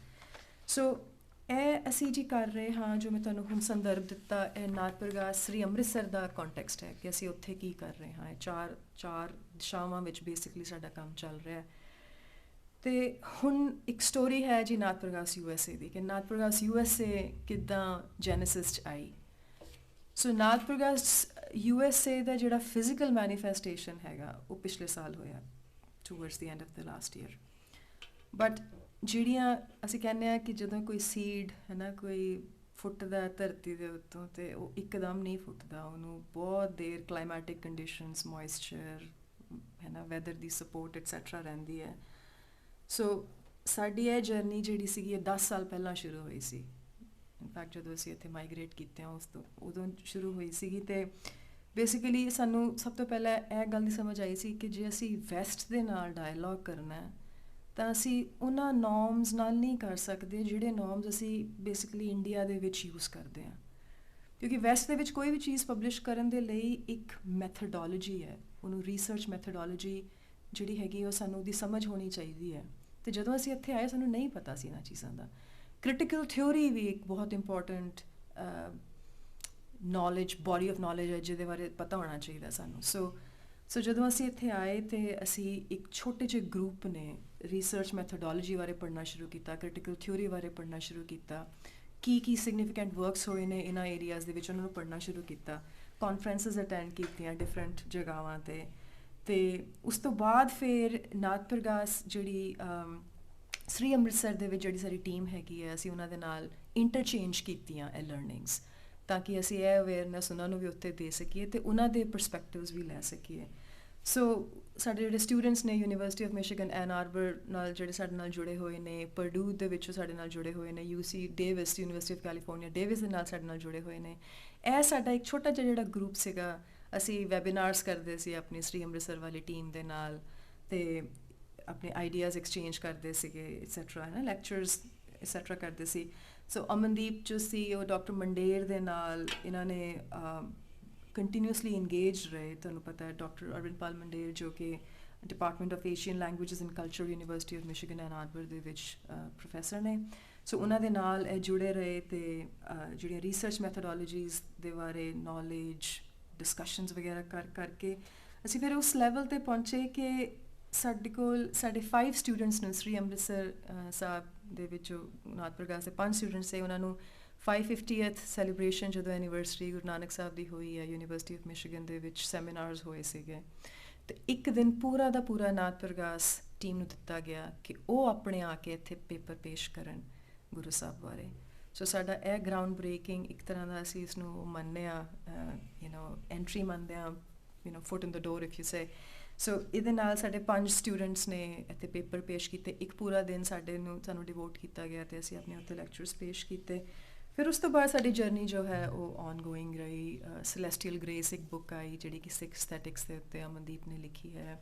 Akal Takht Sahib ਦੇ ਉੱਤੇ ਵੀ ਇੱਕ book ਆਈ ਸੀ, understanding ਮੇਰੀ ਰੀਇੰਟਰਪ੍ਰੀਟਿੰਗ ਮੇਰੀ ਇਨ political imagination, ਇੱਦਾਂ book ਆਈ ਹੈ। ਅਤੇ ਮੈਂ ਤੁਹਾਨੂੰ ਦੱਸ ਰਹੀ ਸੀ ਕਿ ਅਕਾਲ ਤਖਤ ਸਾਹਿਬ ਦੇ ਉੱਤੇ ਪਿਛਲੇ ਹਫ਼ਤੇ ਵੀ ਇੱਕ ਨਵੀਂ ਇੱਥੇ ਇੱਕ ਬੁੱਕ ਰਿਲੀਜ਼ ਕੀਤੀ ਹੈ। ਸੋ believe it or not, but just in the few months that we have been a physical organization in the United States, just in the past few months, we've actually done, I think we've covered a lot of ground. We did the release of republished version of Spirit of Oriental Poetry, ਜੋ ਕਿ professor Puran Singh ਦੀ book ਹੈ। ਉਸਨੂੰ ਅਸੀਂ ਰੀਪਬਲਿਸ਼ ਕੀਤਾ, ਅਤੇ ਰੀਪਬਲਿਸ਼ ਕਰਨ ਦਾ ਮਤਲਬ ਇੱਥੇ ਹੈਗਾ ਕਿ ਇੱਕ ਖੋਜਪੂਰਵਕ ਇੰਟਰੋਡਕਸ਼ਨ ਦਿੱਤੀ ਕਿ ਇਸ ਵਰਕ ਨੂੰ ਕਿੱਦਾਂ ਇੰਟਰਪ੍ਰੇਟ ਕਰਨਾ ਚਾਹੀਦਾ ਹੈ ਬੇਸਡ ਔਨ ਸਾਡੀਆਂ ਮਾਡਰਨ ਰਿਐਲਿਟੀਜ਼। ਅਤੇ ਜਦੋਂ ਵੀ ਰੀਇੰਟਰੋਡਕਸ਼ਨ ਲਿਖੀ ਜਾਂਦੀ ਹੈ ਕਿਸੇ ਟੈਕਸਟ ਦੀ, ਉਸ ਦੀਆਂ ਯੂਨੀਵਰਸਲ ਪ੍ਰੋਪਰਟੀਜ਼ ਜਿਹੜੀਆਂ ਨੇ ਨਾ, ਉਹਨਾਂ ਨੂੰ ਹਾਈਲਾਈਟ ਕਰਨਾ, ਉਹਨਾਂ ਨੂੰ ਆਰਟੀਕੂਲੇਟ ਕਰਨਾ ਆਥਰ ਦਾ ਜਾਂ ਜੋ ਵੀ ਇੰਟਰੋਡਕਸ਼ਨ ਲਿਖ ਰਿਹਾ ਉਹਦੀ ਪ੍ਰਾਈਮ ਰਿਸਪੋਂਸਿਬਿਲਿਟੀ ਰਹਿ ਜਾਂਦੀ ਹੈ ਕਿ ਤਾਂ ਕਿ ਉਹ ਜਿਹੜੀ ਬੁੱਕ ਹੈ ਸਿਰਫ ਇੱਕ ਪਰਟੀਕੂਲਰ ਵਾਂਗੂ ਇੱਕ ਪਰਟੀਕੂਲਰ ਕਲਚਰਲ ਸਿਸਟਮ ਦੀ ਥਾਟ ਪ੍ਰੋਸੈਸ ਨੂੰ ਰਿਫਲੈਕਟ ਨਾ ਕਰੇ, ਬਟ ਉਹ ਯੂਨੀਵਰਸਲ ਆਪਣਾ ਇੱਕ ਰੂਪ ਪੇਸ਼ ਕਰੇ। ਸੋ ਇੰਟਰੋਡਕਸ਼ਨ ਦਾ ਲਿਖਣਾ ਕਿਸੇ ਵੀ ਵਰਕ ਨੂੰ ਰੀ-ਇਸਟੈਬਲਿਸ਼ ਕਰਨ ਦੇ ਲਈ ਬਹੁਤ ਸਿਗਨੀਫਿਕੈਂਟ ਰੋਲ ਪਲੇ ਕਰਦਾ। ਸੋ ਅਮਨਦੀਪ ਸਿੰਘ ਨੇ ਉਹਦੀ ਇੰਟਰੋਡਕਸ਼ਨ ਲਿਖੀ। ਸੋ ਇਹ ਜਿਹੜੀ ਬੁੱਕ ਰਿਲੀਜ਼ ਅਸੀਂ ਕੀਤੀ ਸੀਗੀ ਮਾਤਾ ਤ੍ਰਿਪਤਾ ਗੁਰੂ ਘਰ ਪਲਿਮਥ ਮਿਸ਼ੀਗਨ ਵਿੱਚ ਹੀ ਕੀਤੀ। ਫਿਰ ਅਸੀਂ ਪੋਟਰੀ ਫੈਸਟੀਵਲ ਵੀ ਆਰਗੇਨਾਈਜ਼ ਕੀਤਾ ਉੱਥੇ ਮਾਤਾ ਤ੍ਰਿਪਤਾ ਗੁਰੂ ਘਰ ਦੇ ਵਿੱਚ। ਸਾਡੀਆਂ ਆਨਲਾਈਨ ਪਰਸ਼ੀਅਨ ਕਲਾਸਿਸ ਅਤੇ ਇਨ ਪਰਸ਼ੀਅਨ ਕਲਾਸਿਸ ਚੱਲ ਰਹੀਆਂ ਨੇ ਮਾਤਾ ਤ੍ਰਿਪਤਾ ਗੁਰੂ ਘਰ ਦੇ ਵਿੱਚ। ਅਸੀਂ ਜਨਵਰੀ ਦੇ ਫਸਟ ਵੀਕ ਵਿੱਚ ਸ਼ੁਰੂ ਕੀਤੀਆਂ ਸੀ, ਇਹ ਚੱਲ ਰਹੀਆਂ ਨੇ ਹਾਲੇ 1 ਮਹੀਨਾ ਹੋਰ ਚੱਲਣਗੀਆਂ, ਅਤੇ ਆਨਲਾਈਨ ਵੀ ਮੌਜੂਦ ਨੇ YouTube ਦੇ ਉੱਤੇ। ਅਤੇ ਜ਼ਫਰਨਾਮਾ ਦੇ ਉੱਤੇ ਅਸੀਂ ਰੋਚੈਸਟਰ ਹਿਲਸ ਗੁਰੂ ਘਰ ਦੇ ਵਿੱਚ ਲੈਕਚਰ ਕੀਤਾ ਸੀ ਪ੍ਰੋਫੈਸਰ ਜਗਦੀਸ਼ ਸਿੰਘ ਨੇ। ਅਤੇ ਹੁਣ ਪਿਛਲੇ ਹਫ਼ਤੇ ਜਿਹੜੀ ਅਕਾਲ ਤਖਤ ਸਾਹਿਬ 'ਤੇ ਬੁੱਕ ਰਿਲੀਜ਼ ਹੋਈ ਹੈ। ਐਂਡ ਆਨਗੋਇੰਗ ਲੈਕਚਰਸ ਜਿਹੜੇ ਸ਼ਿਵਦੇਵ ਸਿੰਘ ਇੱਥੋਂ ਦੀ ਮੈਨੇਜਮੈਂਟ ਦੇ ਨਾਲ ਅਸੀਂ ਮਿਲ ਕੇ ਕਰਾਂਗੇ।